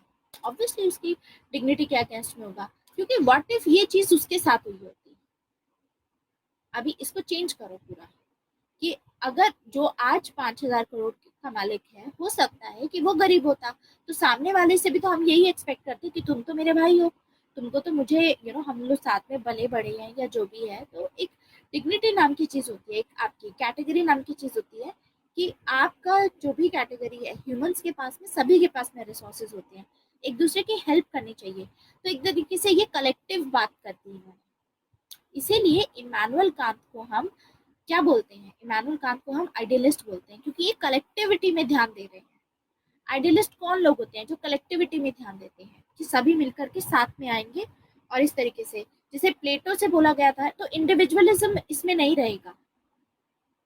तो ह्यूमन डिग्निटी के कॉन्सेप्ट में ये बोला जाता है कि हमारी, इसलिए ये हमारी ड्यूटी बनती है कि हम सामने वालों की भी रिस्पेक्ट करें, उसकी ह्यूमन डिग्निटी की भी रिस्पेक्ट करें। तो हम सामने वाले को एक्सप्लॉइट नहीं कर सकते। जैसे कैपिटलिस्ट क्लास थी, ठीक है प्रंजल, कैपिटलिस्ट क्लास क्या कर रही थी? जॉन स्टुअर्ट मिल के अंडर में हमने देखा था कि जॉन स्टुअर्ट मिल ने अपना आइडिया क्यों रिवाइज किया, क्योंकि जॉन स्टुअर्ट मिल उस टाइम पे जो बेंथम का आइडिया था कि आपका फायदा हो रहा है, आप अपना फायदा सोचो, उनका फायदा भी अल्टीमेटली हो ही जाएगा। आप अपना फायदा सोचो और अपने एक्शंस लेते रहो, उसमें गिल्ट आपको आने की जरूरत नहीं है, गिल्ट लाने की जरूरत नहीं है। लेकिन गिल्ट वहां पर तब आएगा ना जब वो रैशनलिज्म अपना लगाएंगे कि ये भी इंसान है और ये सब चीजें। तो उनका तो बेसिस ही अलग था बेंथम का बताने का, इनका अलग है। अंडरस्टूड? तो इसीलिए बोल रहे हैं कि सामने वाले को उसकी डिग्निटी मेंटेन करके रखो, हेल्प करो उसकी। अब शुरू करते हैं लिबरलिज्म की आइडियोलॉजी। अब लिबरलिज्म की आइडियोलॉजी बहुत बड़ी आइडियोलॉजी है, क्योंकि लिबरलिज्म में बहुत सारे स्कूल्स आ जाते हैं विद इन दिस आइडियोलॉजी। इसके अंडर में ही बहुत प्रकार के लिबरलिज्म होते हैं, बहुत टाइप के लिबरलिज्म होते हैं। जैसे कि एक आता है इसमें क्लासिकल लिबरलिज्म। क्लासिकल मतलब ओरिजिनल लिबरलिज्म, जो ओरिजिनल फॉर्म में लिबरलिज्म का आइडिया इमर्ज हुआ, दैट इज क्लासिकल लिबरलिज्म। फिर आता है नेक्स्ट, क्लासिकल के बाद में एक टाइम आएगा जब एक नए तरीके के लिबरलिज्म की रिक्वायरमेंट होगी, उसको बोलते हैं हम पॉजिटिव लिबरलिज्म। पॉजिटिव लिबरलिज्म मतलब मॉडर्न लिबरलिज्म, इसको ये भी बोलते हैं। फिर इसके बाद एक नया आइडिया आया विच इज नियो लिबरलिज्म, और इसके बाद फिर से एक नया टाइप का लिबरलिज्म आया जिसको हम बोलते हैं लिबर्टेरियनिज्म। और लिबर्टेरियनिज्म के बाद आज भी एक नया आइडिया, एक नया स्कूल और प्रेजेंट है which is sociological liberalism. Sociological liberalism, या फिर इसको हम बोलते हैं liberal egalitarian school, egalitarian school. So it is classical liberalism, positive liberalism, neoliberalism, libertarianism and sociological liberalism. So ये सभी लिबरलिज्म के आइडियाज हैं, एक एक करके समझेंगे। अलग अलग स्कूल्स हैं लिबरलिज्म में, बहुत सारे। इसी वजह से हम लिबरलिज्म को मेटा आइडियोलॉजी भी बोलते हैं। मेटा आइडियोलॉजी का क्या मतलब होता है? मतलब मल्टीपल स्कूल्स है इसमें, इस आइडियोलॉजी में मल्टीपल आइडियोलॉजीज हैं अंदर। मेटा आइडियोलॉजी, वेरिएशंस देखने को मिलते हैं। तो लिबरल स्कूल में ही अलग अलग प्रकार के लिबरल्स हो सकते हैं। समझ में आया? तो स्टार्ट करेंगे क्लासिकल से। तो अभी टाइमलाइन समझ लेते हैं, कैसे टाइमलाइन इसकी शुरुआत हुई है। सबसे पहला आता है क्लासिकल लिबरलिज्म। क्लासिकल लिबरलिज्म की शुरुआत हुई थी 17वीं सेंचुरी से 1930s तक, ये पूरा फ्लरिश किया। उसके बाद 1930s में आया ग्रेट डिप्रेशन। अगर आप लोगों ने वर्ल्ड हिस्ट्री पढ़ा है तो आपको ये चीज पता होगी, ग्रेट डिप्रेशन आया था। सो ग्रेट डिप्रेशन आया, एंड फिर उसके बाद क्योंकि डिप्रेशन आया तो अब ये चीज होगी, बहुत ज्यादा अफेक्टेड होगा, तो लोगों को यहाँ पर नेगेटिव कॉन्सिक्वेंसेस इसके देखने को मिलेंगे कि ये तो खराब है, इसकी वजह से तो कोई फायदा ही नहीं हुआ, उल्टा बहुत नुकसान हुआ। इस वजह से एक नया आइडिया इमर्ज होगा विच इज मॉडर्न लिबरलिज्म और पॉजिटिव लिबरलिज्म। अब 1970 तक आते आते यहाँ पर भी एक प्रॉब्लम क्रिएट हुई। वो कौन सी प्रॉब्लम थी वो देखेंगे।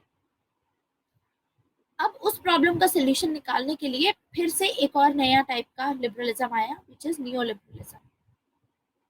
ये भी 90s तक रहा, उसके बाद एक नए तरीके का आया, उसके बाद आज के टाइम पे एक और नए तरीके का सोशल लिबरलिज्म या सोशियोलॉजिकल लिबरलिज्म हमको देखने को मिलता है। तो अभी लिबरलिज्म में एक एक करके ये सभी स्कूल समझेंगे। Will start with classical liberalism. Classical का मतलब होता है, जहां पर भी वर्ड क्लासिकल लिखा हो, क्लासिकल का मतलब है ओरिजिनल।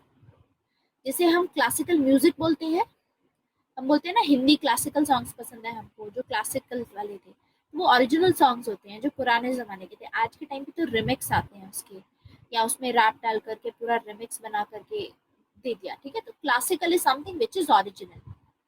तो क्लासिकल लिबरलिज्म में this is the philosophy of modern times. Modern times कैसे है, क्योंकि मॉडर्न एज में ही शुरू हुआ था ये लिबरलिज्म की जो आइडियोलॉजी है। ये इमर्ज कब हुई है, रिसेंटली इमर्ज हुई है। पहले एंशियंट टाइम्स में लिबरलिज्म नहीं था। एंशियंट टाइम में आइडियलिज्म डोमिनेट कर रहा था वेस्टर्न पॉलिटिकल थॉट में। फिर हम देखते हैं कि आया रिलीजन का टाइम, अब रिलीजन डोमिनेट करने लग गया। तो it is after 16th century हमको धीरे धीरे देखने को मिलेगा कि मॉडर्न एज स्टार्ट होगी, और मॉडर्न एज के साथ में लिबरलिज्म का आइडिया, लिबर्टी का आइडिया स्टार्ट होगा। तो यानी क्लासिकल लिबरलिज्म को हम मॉडर्न टाइम्स की फिलोसफी भी बोलते हैं। It is the philosophy of modern times. तो classical liberalism it represent the interest of middle class. उस टाइम पे मॉडर्न टाइम्स में आपको पता है, मैंने आपको बताया था पहले भी मैकियावेली के टॉपिक में, थॉमस हॉब्स के टॉपिक में, कि मॉडर्न एज शुरू होने से पहले फ्यूडल लॉर्ड्स हुआ करते थे।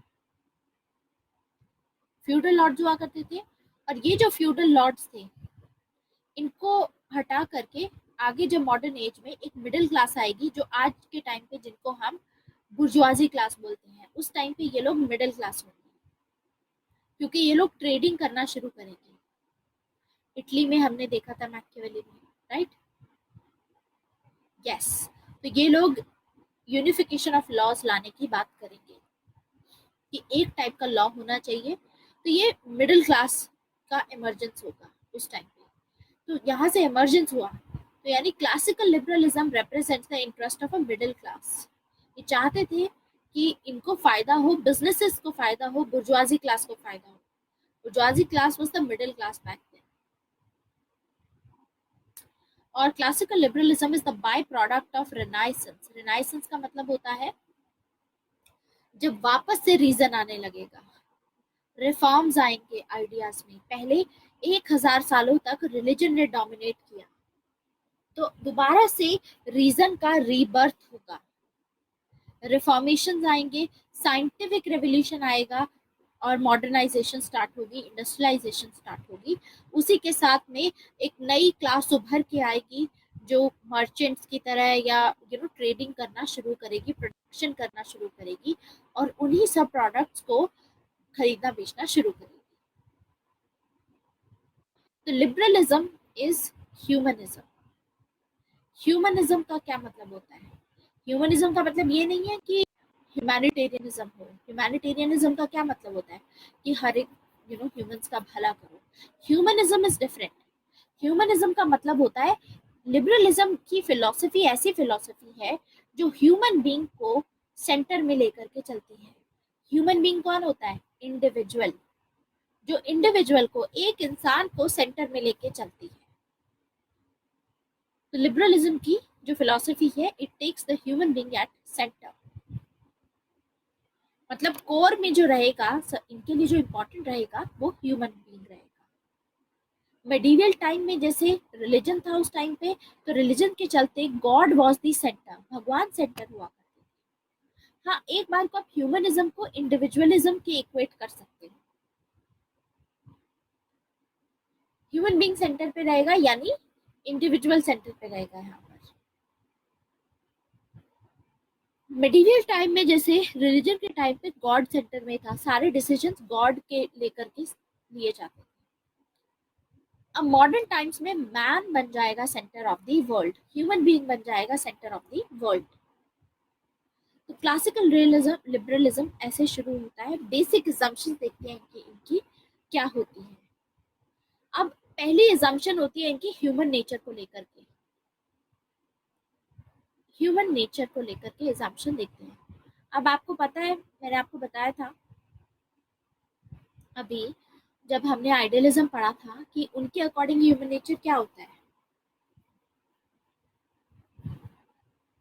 We are in modern times now. Yes, we are in modern times now. तो man is made center of the world. Modern times में अभी हम मॉडर्न में नहीं है, अभी का जो टाइम है उसको पोस्ट मॉडर्न टाइम बोला जाता है। काफी लोग इसको पोस्ट मॉडर्न बोलते हैं।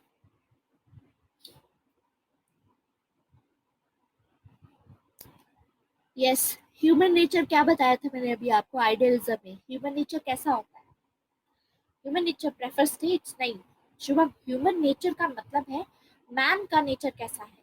मैन का नेचर है सोशल, मैन सोसाइटी में आपस में मिलकर के रहता है, कलेक्टिव। आइडियलिज्म मतलब कलेक्टिव, तो man is social by nature. लेकिन यहाँ पर ये मानते हैं एवरी पर्सन इज रैशनल, हर एक जो इंसान होता है रैशनल होता है।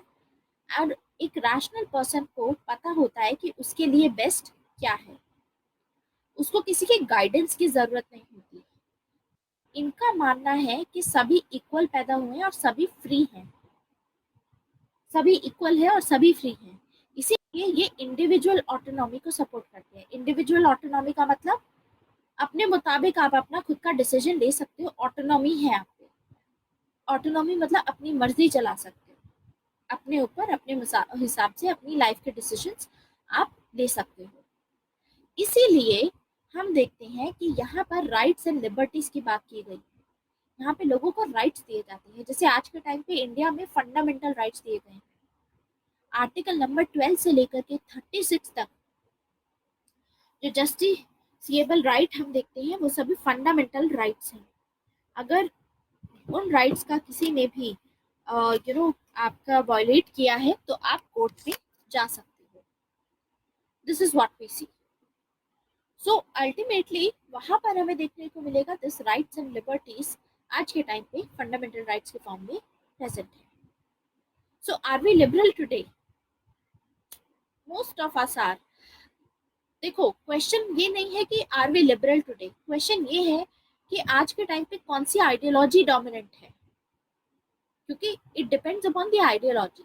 तो आज के टाइम पे लिबरलिज्म की आइडियोलॉजी डोमिनेंट है, तो उस हिसाब से लिबरलिज्म की आइडियोलॉजी हमको बताती है कि हम लिबरल हैं, हमारे पास में पूरे पूरे हमको हक दिया गया है, राइट्स दिए गए हैं कि हम अपने हिसाब से अपनी लाइफ स्टार्ट कर सकें। Liberalism is opposite to orthodox. अब जनरलिस्टिक वे में तो कुछ भी बोला जा सकता है इसको, लेकिन व्हेन इट कम्स टू कि आज के टाइम पे लिबरलिज्म क्योंकि डोमिनेंट है, तो उस हिसाब से हम बोलेंगे कि हाँ liberalism is opposite to orthodox. क्योंकि अल्टीमेटली इट इज डिबेटेबल। हो सकता है कि कुछ का मानना है कि liberalism is not a good one, like Karl Marx है, कार्ल मार्क्स तो अपोज करते हैं लिबरलिज्म को, ठीक है। तो आज के टाइम पे राइट्स एंड लिबर्टीज हमको दी गई है। तो आज के टाइम पे आइडियोलॉजी कौन सी डोमिनेंट है? लिबरलिज्म डोमिनेंट है। और जो चीज डोमिनेंट होती है वो कॉमन सेंस की तरह लगती है हमको, ऐसा लगता है कि हाँ यही सच है। जैसे आज मैक्सिमम अगर स्टूडेंट से पूछा जाए कि व्हाट डू यू प्रेफर, आपको लिबरलिज्म बेहतर लगता है या कार्ल मार्क्स का कम्युनिज्म बेहतर लगता है?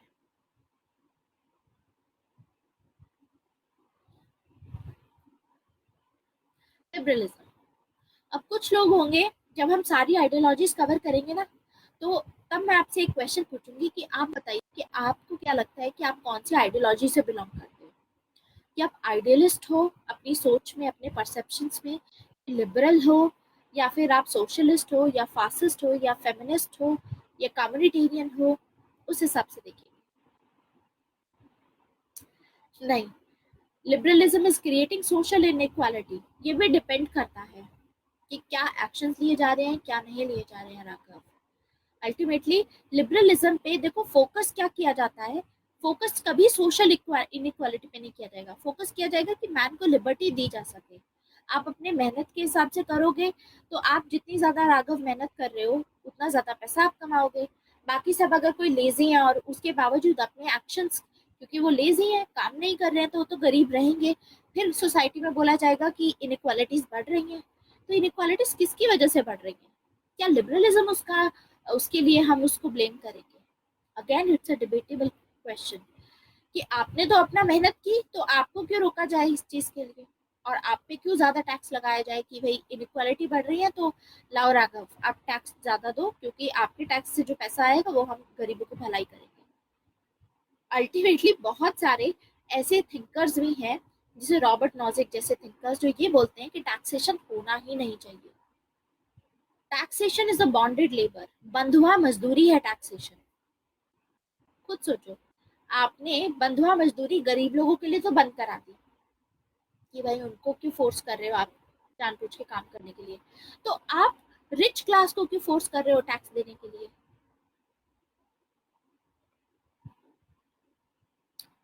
तो ultimately even that is true.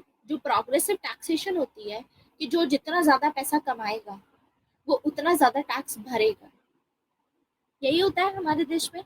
In fact in most of the countries progressive taxation चल रहा है। तो आपको थोड़ी ना रोका है किसी ने, आपके हाथ पैर तो नहीं बांधे हैं कि आप ज्यादा पैसा नहीं कमा सकते, लेकिन उसके बावजूद टैक्स आपसे ज्यादा वसूला जाता है। रीजन क्या है इसका? तो ये भी तो एक टाइप की बॉन्डेड लेबर होगी, है ना। अब उस पैसे को वो बंदा यूटिलाइज करता, उस पैसे को आगे इन्वेस्ट करता और जॉब अपॉर्चुनिटीज प्रेजेंट होती, और जॉब अगर मिलती लोगों को तो सभी लोगों को फायदा होता है इसी को। तो ऐसा नहीं है कि लिबरलिज्म पूरा नेगेटिव ही हो गया या पूरा पॉजिटिव हो गया। कोई भी चीज पॉजिटिव या नेगेटिव सारी चीजें नहीं है, कोई भी आइडिया परफेक्ट नहीं है। कहने का मतलब बस ये है, बार बार लगातार I keep telling you this thing कि ये डिबेटेबल है, हर चीज डिबेटेबल रहेगी। हाँ, इसमें कोई जीत नहीं सकता, डिबेटेबल रहेगी ये चीज। बस एक चीज आपको लगती है कि ये चीज बेहतर है, जैसे कि अभी शुभम ने बोला taxation is the idea for welfare state. अच्छा, taxation is the idea for welfare state, तो एक बात बताइए शुभम, टैक्सेस में इतना पैसा लिया जाता है वेलफेयर स्टेट के नाम पे और वेलफेयर भी नहीं हो रहा है, आपको लगता है कि वो रैली में वेलफेयर काम होगा? आपने अपना टैक्स पैसे में दिया, अपना पैसा टैक्सेस में दिया, और वो टैक्सेस में मान लो यूपी सरकार ने अभी रिसेंटली जो फार्मर्स थे उनका जो लोन था वो वेव ऑफ कर दिया। पॉपुलिस्ट मेजर जब आप अप्लाई करोगे तो आपने तो उनका तो माफ कर दिया, उनका तो loan. What about those people, जो कितने बिजनेसेस बंद होते हैं स्पेशली इस वजह से कि उनको टैक्सेस भरने पड़ते हैं, उनके प्रॉफिट नहीं निकल के आते स्टार्टअप्स के लिए, और स्टार्टअप्स फेल हो जाते हैं। वो फेल हो जाते हैं तो एम्प्लॉयमेंट नहीं होगी लोगों के पास में, तो ultimately is it an idea of welfare state? दूसरी चीज कि वेलफेयर स्टेट के हिसाब से अगर आप देखोगे तो बहुत सारे ऐसे जमींदार भी हैं जो लोग लेते हैं, लोन्स लेते हैं, और बाद में इस चीज में बैठे रहते हैं कि सरकार तो लोन माफ कर देगी। मोस्ट ऑफ द फार्मर्स, क्योंकि हम देखते हैं कि फार्मर्स एक दो फार्मर ने अगर सुसाइड केस बढ़ जाते हैं उस साल में तो ये हो जाता है। तो एक तो ये रीजन हो गया। दूसरा ये कि जितना पैसा हम टैक्स में देते हैं, तो थिंकर्स ऐसा भी बोलते हैं कि जो ब्यूरोक्रेट्स होते हैं, जो पॉलिटिशियंस होते हैं, सारा पैसा तो इनके पास में जाता है, करप्शन करते हैं ये लोग। तो वेलफेयर कहाँ से आया? देखो, जो वेलफेयर स्टेट की थिंकर्स हैं, जैसे कि एक थिंकर की मैं आपको बात बताती हूँ, एक दो थिंकर्स हैं हमारे, नाम बताती हूँ उनके, Ralph Miliband and then there is Nicos Poulantzas. आगे पढ़ेंगे इनके बारे में। ये जानना चाहते थे कि जो वेलफेयर स्टेट का कॉन्सेप्ट है, जिसमें सरकार आएगी, गवर्नमेंट ध्यान रखेगी गरीबों का, ठीक है, तो उनके बारे में ये जानना चाहते थे कि क्या वेलफेयर स्टेट सच में वेलफेयर लेकर के आ रहा है, क्या ये सच में काम कर रहा है, क्या गरीबों के हित में काम हो रहा है कि नहीं। तो उन्होंने भी ये पाया कि नहीं हो रहा है। उसके बावजूद जो लोग रिच हैं उनका भी सही चल रहा है, मतलब वो तो कर ही रही है सरकार, क्योंकि उनको हेल्प करेगी ही सरकार, नो मैटर व्हाट, अमीरों को तो हेल्प करेगी। जैसे कि जो बहुत बड़े बिग इंडस्ट्रियलिस्ट होते हैं उन लोगों को टैक्स नहीं देना पड़ता, क्योंकि उनके लिए सरकार ने बना रखे हैं सब प्रोविजंस। जैसे कि इट वर्क्स लाइक दिस, आपकी जितनी बड़ी ब्रैकेट होगी, जितना ज़्यादा आप इन्वेस्ट कर रहे हो, सपोज एक ऐसी ब्रैकेट होती है, ठीक है, इट वर्क्स लाइक दिस। एक एम्प्लॉय होता है, और एक स्टार्टअप होता है, स्मॉल बिजनेस हाउसेस, और एक होता है थोड़ा बिग बिजनेस, और एक होता है इंडस्ट्रियल हाउसेस। तो ये लोग फिर भी 20% टैक्स पे करते हैं, ये लोग टैक्स पे करेंगे 60%, यानी स्टार्टअप्स। ये लोग फिर भी कम टैक्स पे करते हैं, मैक्सिमम इनका कम रहता है, मतलब इनका 40 रहेगा, इनका 20 रहेगा टैक्स ब्रैकेट अगर देखोगे। और इंडस्ट्रियलिस्ट जो इंडस्ट्रियल हाउसेज होते हैं इनका टैक्स होता है 0%। और इनका फिर भी इनके पास में बहुत ज़्यादा होता है क्योंकि ये लोग लेवरेज पे जीते हैं। लेवरेज के हिसाब से they take money from bank, और ये लोग बैंक से मनी लेकर के, क्योंकि लोन ये दिखा देंगे अपना और उस पैसे को इन्वेस्ट करेंगे आगे। इन्वेस्ट करने के बाद में जो एम्प्लॉयमेंट जनरेशन होती है तो सरकार इनको बोलती है कि ठीक है, आपने ये सब किया है तो आपके ऊपर कोई भी आपने एम्प्लॉयमेंट क्रिएट किया है तो आपके ऊपर कोई टैक्स नहीं रहेगा। लेकिन what about these people, 60% tax, पहले ही छोटा सा स्टार्टअप है इनका और उसमें भी इतने ज़्यादा टैक्सेस अगर आपने लगा दिए तो imagine the burden on these people. बहुत हाई चांसेस रहेंगे इनके फेल होने के, क्योंकि इनका तो इतना बड़ा बिजनेस नहीं होता। तो ultimately what I am trying to tell you is कि रिगार्डिंग दिस जो आपने पूरी डिबेट स्टार्ट की इसमें, और ये बहुत सारे व्यूज हैं इसमें, आपको अच्छे से समझ में आएंगे जब हम पूरी आइडियोलॉजीज कवर कर लेंगे, स्टेट का टॉपिक कवर करेंगे। जब एक बार पेपर 1 सेक्शन एक खत्म हो जाएगा तो बहुत ज़्यादा चीज़ें आपको समझ में आएंगी। स्टार्टअप पे टैक्स ज़्यादा, व्हाट, नहीं है अभी, अभी नहीं है। शुरुआत में अभी रिसेंटली रिफॉर्म्स किए गए थे जिसमें ये रखा गया था कि पहले ईयर का बिल्कुल कोई टैक्स नहीं होगा, ठीक है, टैक्स फ्री रहेगा उनके लिए, जीएसटी वीएसटी जो भी रहेगा उनका। एंड आगे जा करके फिर उनका पहले 2-3 सालों के लिए रहेगा, फिर आगे धीरे धीरे करके, तो ये बूस्ट करने के लिए किया गया है। लेकिन ultimately this is what we see naturally जो हो रहा है वो टैक्सेशन में ये सब चीज़ें हो रही है। खैर, वापस आते हैं, ये बहुत ही अलग चीज़ हो गई। ये हम तब डिस्कस करेंगे जब हम ये टॉपिक पढ़ेंगे। ये टॉपिक आएंगे आपके, लेकिन आगे आएंगे। अभी फिलहाल हम ये डिस्कस करते हैं क्लासिकल लिबरलिज्म, ठीक है। आज के लिए मैं क्लासिकल लिबरलिज्म खत्म करूंगी, कल हम आगे पढ़ेंगे, ठीक है। So all are born equal and free, ये मानते हैं क्योंकि सभी ह्यूमंस हैं, रैशनल हैं, सबको पता होता है सभी फ्री हैं, ठीक है, ये मानता है। और मानता है इंडिविजुअल ऑटोनॉमी, सपोर्ट करते हैं, मतलब आप अपने डिसीजन खुद ले सकते हैं, इसीलिए आपको राइट्स और लिबर्टीज भी दिए गए हैं। तो क्लासिकल लिबरलिज्म में हम देखेंगे कि राइट्स एंड लिबर्टीज दिए गए, यानी मैन जो है वो चैलेंज कर सकता है कस्टम्स एंड ट्रेडिशंस को, जो उसको नहीं पसंद है ऐसे कस्टम्स एंड ट्रेडिशंस। जैसे कि आज इंडिया में कितने सारे कस्टम्स एंड ट्रेडिशंस हैं जो आउटडेटेड हैं, जैसे कास्ट सिस्टम हो गया, ये सब चीज़ें हो गई। जब आप इक्वल और फ्री की बात करते हो, यही रीज़न है कि जितने आजकल लोग पढ़े लिखे हैं they are not believing in this caste system and all. वो मानते हैं कि इससे हमारी प्रोग्रेस रुक रही है, कंट्री की प्रोग्रेस रुक रही है इससे। तो मैन चैलेंज कर सकता है इसमें। तो liberal concept of man is, ये बिलीव करते हैं एटॉमिस्टिक मैन में, मतलब ऐसा मैन जो आइसोलेशन में रह सकता है, उसको किसी सोसाइटी की ज़रूरत नहीं है, स्टेट की ज़रूरत नहीं। जॉन लॉक को याद कीजिए, जॉन लॉक ने बोला था कि जब स्टेट ऑफ नेचर में, स्टेट ऑफ नेचर मतलब जब कोई भी सरकार नहीं होगी, कोई ऐसी कॉमन अथॉरिटी नहीं होगी, उस सिचुएशन में भी सब अच्छे से रह रहे थे, उस सिचुएशन में भी पीसफुली रह रहे थे, क्योंकि रीजन था लोगों के पास में। रीजन के चलते लोग अपना भी ख्याल रखते थे और सामने वाले का भी ख्याल रखते थे।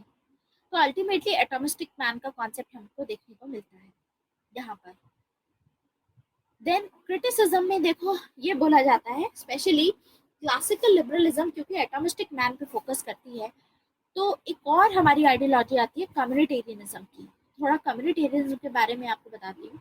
कम्युनिटेरियनिज्म वर्ड आता है वर्ड कम्युनिटी से, इसका मतलब होता है कम्युनिटी, यानी ये बिलीव करते हैं कि मैन है वो अकेला नहीं है, मैन आइसोलेटेड नहीं है, अकेला नहीं रह सकता, मैन कम्युनिटी का पार्ट होता है। मैन की जो सोच होती है, आपकी अपनी खुद की सोच नहीं है, वो आपकी कम्युनिटी की सोच है, आपकी कम्युनिटी से काफ़ी इन्फ्लुएंस होती है। जैसे बहुत सारे लोग जो पंजाब से बिलोंग करते हैं, प्रोबेबिलिटी ये रहती है कि वो लोग कनाडा जाएंगे या यूएसए जाएंगे मैक्सिमम, ठीक है, या यूके या ये सब चीज़ें।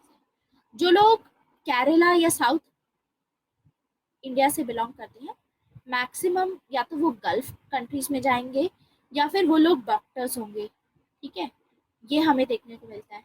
सिमिलरली गुजरात में businessman, and UP and Bihar में हम देखने को मिलता है ये आईएएस और पीसीएस ये सब चीज़ों में ज़्यादा रहता है अल्टीमेटली। ठीक है, तो इस तरीके के कल्चर होते हैं। सरकारी नौकरी वाला कल्चर यूपी बिहार इधर होता है। हरियाणा वाली साइड भी सरकारी नौकरी का कल्चर हो गया, या फिर वी सी दिस एग्रीकल्चर का हो गया, एग्रीकल्चर और इन सब चीज़ों में कल्चर हो गया। बैंगलोर में अलग कल्चर, मतलब पॉइंट इज द स्टार्टअप का कल्चर है। खैर, so this is the thing. So हमको क्या देखने को मिलता है, कम्युनिटेरियंस बोलते हैं कि मैन की जो सोच है, मैन एटोमिस्टिक नहीं है। ये क्रिटिसाइज करते हैं, ये बोलते हैं एटोमिस्टिक मैन का मतलब है एब्स्ट्रैक्ट इंडिविजुअल। एब्स्ट्रैक्ट इंडिविजुअलिज्म मतलब, एब्स्ट्रैक्ट मतलब होता है, व्हाट इज एब्स्ट्रैक्ट? एब्स्ट्रैक्ट का मतलब होता है इल्यूजन है वो। ठीक है, abstract is something which is illusion. तो ये बोलते हैं कि जिस इंडिविजुअलिज्म की आप बात कर रहे हैं वो इमेजिनेटिव है, वो आपकी इमेजिनेशन में है। इमेजिनेशन में सोच सकते हो आप कि मैन अकेला रह सकता है, लेकिन रियलिटी में मैन को उसका कल्चर काफी बहुत इन्फ्लुएंस करता है। आप पंजाब से हो तो वैसे इन्फ्लुएंस करेगा, गुजरात से हो तो बिजनेस ज्यादा करोगे। ठीक है, ये सब चीजें होती हैं। तो आप कभी किसी से पूछते हो जैसे कि कौन से स्टेट से बिलोंग करते हैं, तो काफी हद तक आप ये जज भी करते हो उसको कि कौन से स्टेट से बिलोंग कर रहा है the other person. So the point is कि कल्चर के बेसिस पे ये माना जाता है। तो कहीं ना कहीं हम लोग भी कम्युनिटेरियंस हैं। ठीक है, सो दिस इज कि हम मानते हैं कि अच्छा वहां से है तो थोड़ा माइंडसेट ऐसा रहेगा, या दिल्ली का अपना अलग होता है माइंडसेट कि अच्छा ये दिल्ली के लोग हैं, ये सब चीजें होती। सो क्रिटिसिज्म के हिसाब से कम्युनिटेरियंस होते हैं जो लिबरल्स को क्रिटिसाइज करते हैं, क्योंकि लिबरल्स ये मानते हैं कि एटोमिस्टिक मैन होता है, आइसोलेशन में होता है, अपने से मतलब होता है, अपने मुताबिक अपने डिसीजंस लेता है अपनी चॉइसेस के बेसिस पे। लेकिन कम्युनिटेरियंस बोलते हैं कि अपनी चॉइसेस नहीं होती, इनकी एब्स्ट्रैक्ट इंडिविजुअल है। अगर आप एटोमिस्टिक मैन का कॉन्सेप्ट ले रहे हो, इसका मतलब दैट इज एब्स्ट्रैक्ट इंडिविजुअल, वो इमेजिनेटिव है। तो this is the conception of right and wrong. आपका, आप अगर लेट्स से दैट कोई एक यूएसए से बिलोंग कर रहा है और कोई इंडिया से बिलोंग कर रहा है, तो उनका जो सही और गलत का फर्क होगा वो बहुत अलग होगा। जैसे कि इंडिया में अगर बच्चे पढ़ते नहीं है तो उनकी पिटाई होती है। ठीक है, और उल्टा जो हमारे पेरेंट्स होते हैं वो स्कूल में जाकर के उल्टा बोल करके आते हैं कि अगर नहीं पढ़े तो मैम 2 4 लगा देना इनको। ठीक है, सेम चीज ऐसे ही है कि यूएसए में अगर ऐसा होगा तो उसको गलत माना जाता है। ठीक है ना, यूएसए में इंडिविजुअलिज्म के बेसिस पे तो उनका जो राइट एंड रॉन्ग है वो बहुत अलग है, हमारा जो राइट एंड रॉन्ग है वो बहुत अलग है। तो ये कल्चर से इन्फ्लुएंस होता है, कैसा कल्चर है आपका। तो इंडिया में कलेक्टिव कल्चर है और यूएसए में इंडिविजुअल कल्चर है। चाहे फिर छोटा बच्चा हो, चाहे कोई हो, वहां पर सभी को you have to treat them respectfully ultimately. तो मैन, इसीलिए कम्युनिटेरियंस इसके बेसिस पे बोलते हैं कि man is a situated self, embedded self है। मतलब मैन इज सिचुएटेड सेल्फ का मतलब मैन आइसोलेशन में नहीं है, मैन अकेले नहीं सारे बोल लेता डिसीजंस, मैन अपने कल्चर से बहुत इन्फ्लुएंस है। एम्बेडेड सेल्फ का मतलब ये है, आप अपने कल्चरल आइडियोलॉजी में एम्बेडेड होते हो। मतलब जिस परिवार में या जैसे आप पैदा हुए हो, जिन कंडीशंस में, जहाँ भी जिस स्टेट में पैदा हुए, वो आपकी काफ़ी डिफरेंस क्रिएट करता है। शहर में जो लोग रहते हैं या जो लोग गांव में रहते हैं, उनका माइंडसेट में इसीलिए थोड़ा डिफरेंस होता है। किसी चीज़ को वो कैसे देखते हैं, वो आप अपने कल्चर से इन्फ्लुएंस होते हो। जैसे शहरों में होता है कि रात के 12 बजे के बाद भी आप खाना खाने के लिए, आपको भूख लगी है, रात को 1 बजे आप बाहर जा सकते हो, 24/7 ये सब ही आपके पास में अवेलेबल रहता है। गाँव में ये होता है कि 9 बजे के बाद जो बाहर जा रहा है फिर उसको तो ऑब्वियसली वो भूत वूत का तो अलग ही रहता है, क्योंकि उनका अपना कल्चर के अकॉर्डिंग उनका रहता है, लेकिन they prefer not to go out at that time, dangerous मानते हैं। ठीक है, तो ये सब चीज़ें रहती हैं इसमें। तो आपके जो रियल लाइफ के आइडियाज़ होते हैं, उन्हीं को आपको, वही एग्जाम्पल्स को आपको इम्प्लीमेंट करके आपको अपनी जो नॉलेज है रिगार्डिंग द आइडियोलॉजी, काफ़ी इसमें आपको अपनी बेस बनाना पड़ेगा। उसके बाद में जो टेक्निकल चीज़ें हैं, अभी सिर्फ समझाने के पर्पज से I am telling you a lot of things, क्योंकि नई नई चीज़ें आ रही हैं इसमें। जैसे एक वर्ड आया एब्स्ट्रैक्ट इंडिविजुअलिज्म। एब्स्ट्रैक्ट इंडिविजुअलिज्म का मतलब होता है इमेजिनेटिव, इमेजिनेशन है ये आपकी। एब्स्ट्रैक्ट का मतलब आपकी इमेजिनेशन है इसमें, आप ये सोच रहे हो कि एटॉमिस्टिक मैन है, मतलब मैन बिना किसी की हेल्प के रह सकता है, उसको जरूरत नहीं है किसी की। लिबरल ये मानते, आइडियलिस्ट क्या मानते थे कि मैन अकेला रह ही नहीं सकता, man is not self sufficient, man society के बिना नहीं रह सकता। लेकिन लिबरल मानते हैं कि मैन तो रह सकता है अकेला। इसीलिए आज के टाइम पे हम देखते हैं कि आज के टाइम पे न्यूक्लियर फैमिलीज काफी हो गई हैं। पहले क्या होता था, जॉइंट फैमिली सिस्टम होता था, सब साथ में मिलके रहते थे, कलेक्टिविटी थी। अब क्योंकि लिबरलिज्म आ गया है, तो अब न्यूक्लियर फैमिली अपने से मतलब है, अपने, इनफैक्ट इतना मतलब है कि सिबलिंग्स में आपस में नहीं बनती हैं। ठीक है, इतना मतलब है कि सिबलिंग्स के अपने अपने जो भी हो, like whatever they are earning they are spending on them only. तो ये सभी चीजें रहती हैं इसमें। Everyone is thinking about self ultimately. ठीक है, सो ये क्रिटिसिज्म है इसका। तो समझ में आया आपको शिफा? एब्स्ट्रैक्ट इंडिविजुअलिज्म मतलब ऐसे का आइडिया जिस ये सोच रहे हो कि मैन अकेला रहता है, ये एब्स्ट्रैक्ट आइडिया है, ये एक इमेजिनेटिव आइडिया है, क्योंकि रियलिटी में मैन कल्चर का पार्ट है, मैन सोसाइटी का पार्ट है। तो ये क्रिटिसिज्म हुआ ना इसका। लिबरल्स मानते हैं कि मैन अकेला रहता है, कम्युनिटेरियन बोल रहे हैं कि नहीं, मैन तो कल्चर का पार्ट होता है, मैन कल्चर में ही है, अकेला तो है ही नहीं। सो this is the criticism. Isolated नहीं है मैन, अपने कल्चर से उसके सारे डिसीजंस, उसका सही गलत सब उसके कल्चर से डिसाइड होता है। समझ आया? यस। नहीं, कम्युनिटेरियनिज्म, देखो कम्युनिटेरियंस अलग है, कम्युनिज्म अलग है। कम्युनिटेरियनिज्म की अलग से आइडियोलॉजी है। कम्युनिटेरियन मतलब कम्युनिटी से आप इन्फ्लुएंस होते हो। तो कम्युनिटेरियंस आज के टाइम पे लिबरलिज्म को बहुत चैलेंज करते हैं कि आप इंडिविजुअल इंडिविजुअल करते हो, कम्युनिटेरियंस कलेक्टिव करते हैं सब चीजें, कि कलेक्टिव रहना चाहिए, सोसाइटी में होना चाहिए, सब कुछ मिल बांट करके होना चाहिए, ऐसे नहीं होना चाहिए अपना अपना। Last sentence, okay, man is situated self, that man की जो भी प्रेजेंस है, man is embedded in his culture. Man जो है वो अपने कल्चर का पार्ट है। तो मैन जो भी आप कोई डिसीजन ले रहे हो, आपको लगता है कि आप अपनी चॉइस से डिसीजन ले रहे हो, आपके ऊपर किसी ने कोई भी वो दबाव नहीं डाला है, किसी ने आपको इन्फ्लुएंस नहीं किया है, तो आप गलत सोच रहे हो। कम्युनिटेरियंस बोलते हैं आपका जो कल्चर है वो आपको इन्फ्लुएंस करता है।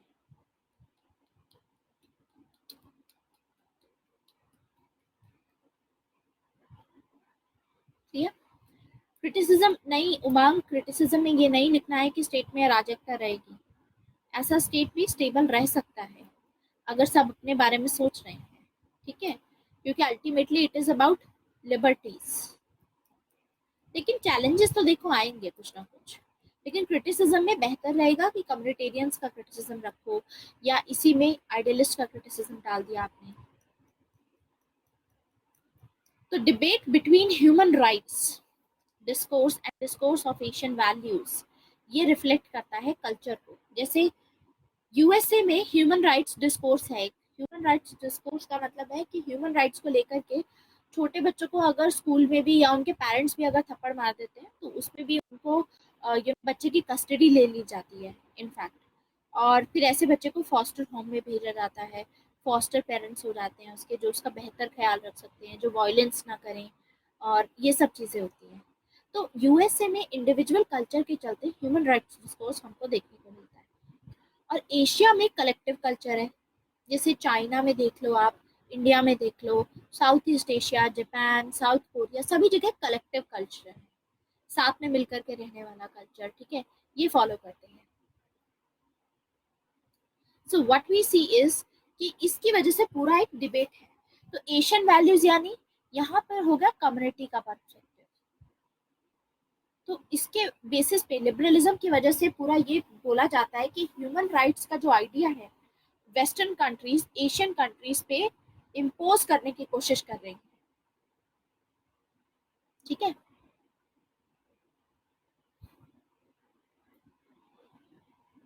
क्लियर?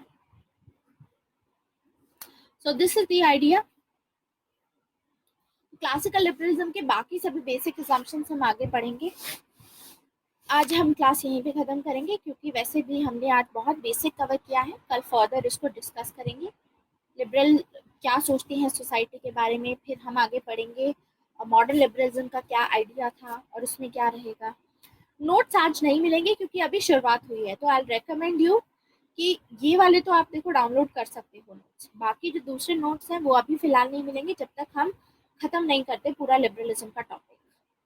फिलहाल के लिए आई जस्ट वांट कि आप अपना वेस्टर्न पॉलिटिकल थॉट भी कवर कीजिए, ठीक है। सो this is it today, thank you very much. बाकी कल स्टार्ट करेंगे further liberalism. I think will try कि कल तक खत्म हो जाए, और नहीं खत्म होगा तो फिर आने वाले जब भी मैं नेक्स्ट क्लास लूंगी कल के बाद, जो कि सैटरडे को होगी, नेक्स्ट सैटरडे को, तो तब देखेंगे। Yes, same time tomorrow 1:30 PM। Okay, bye bye.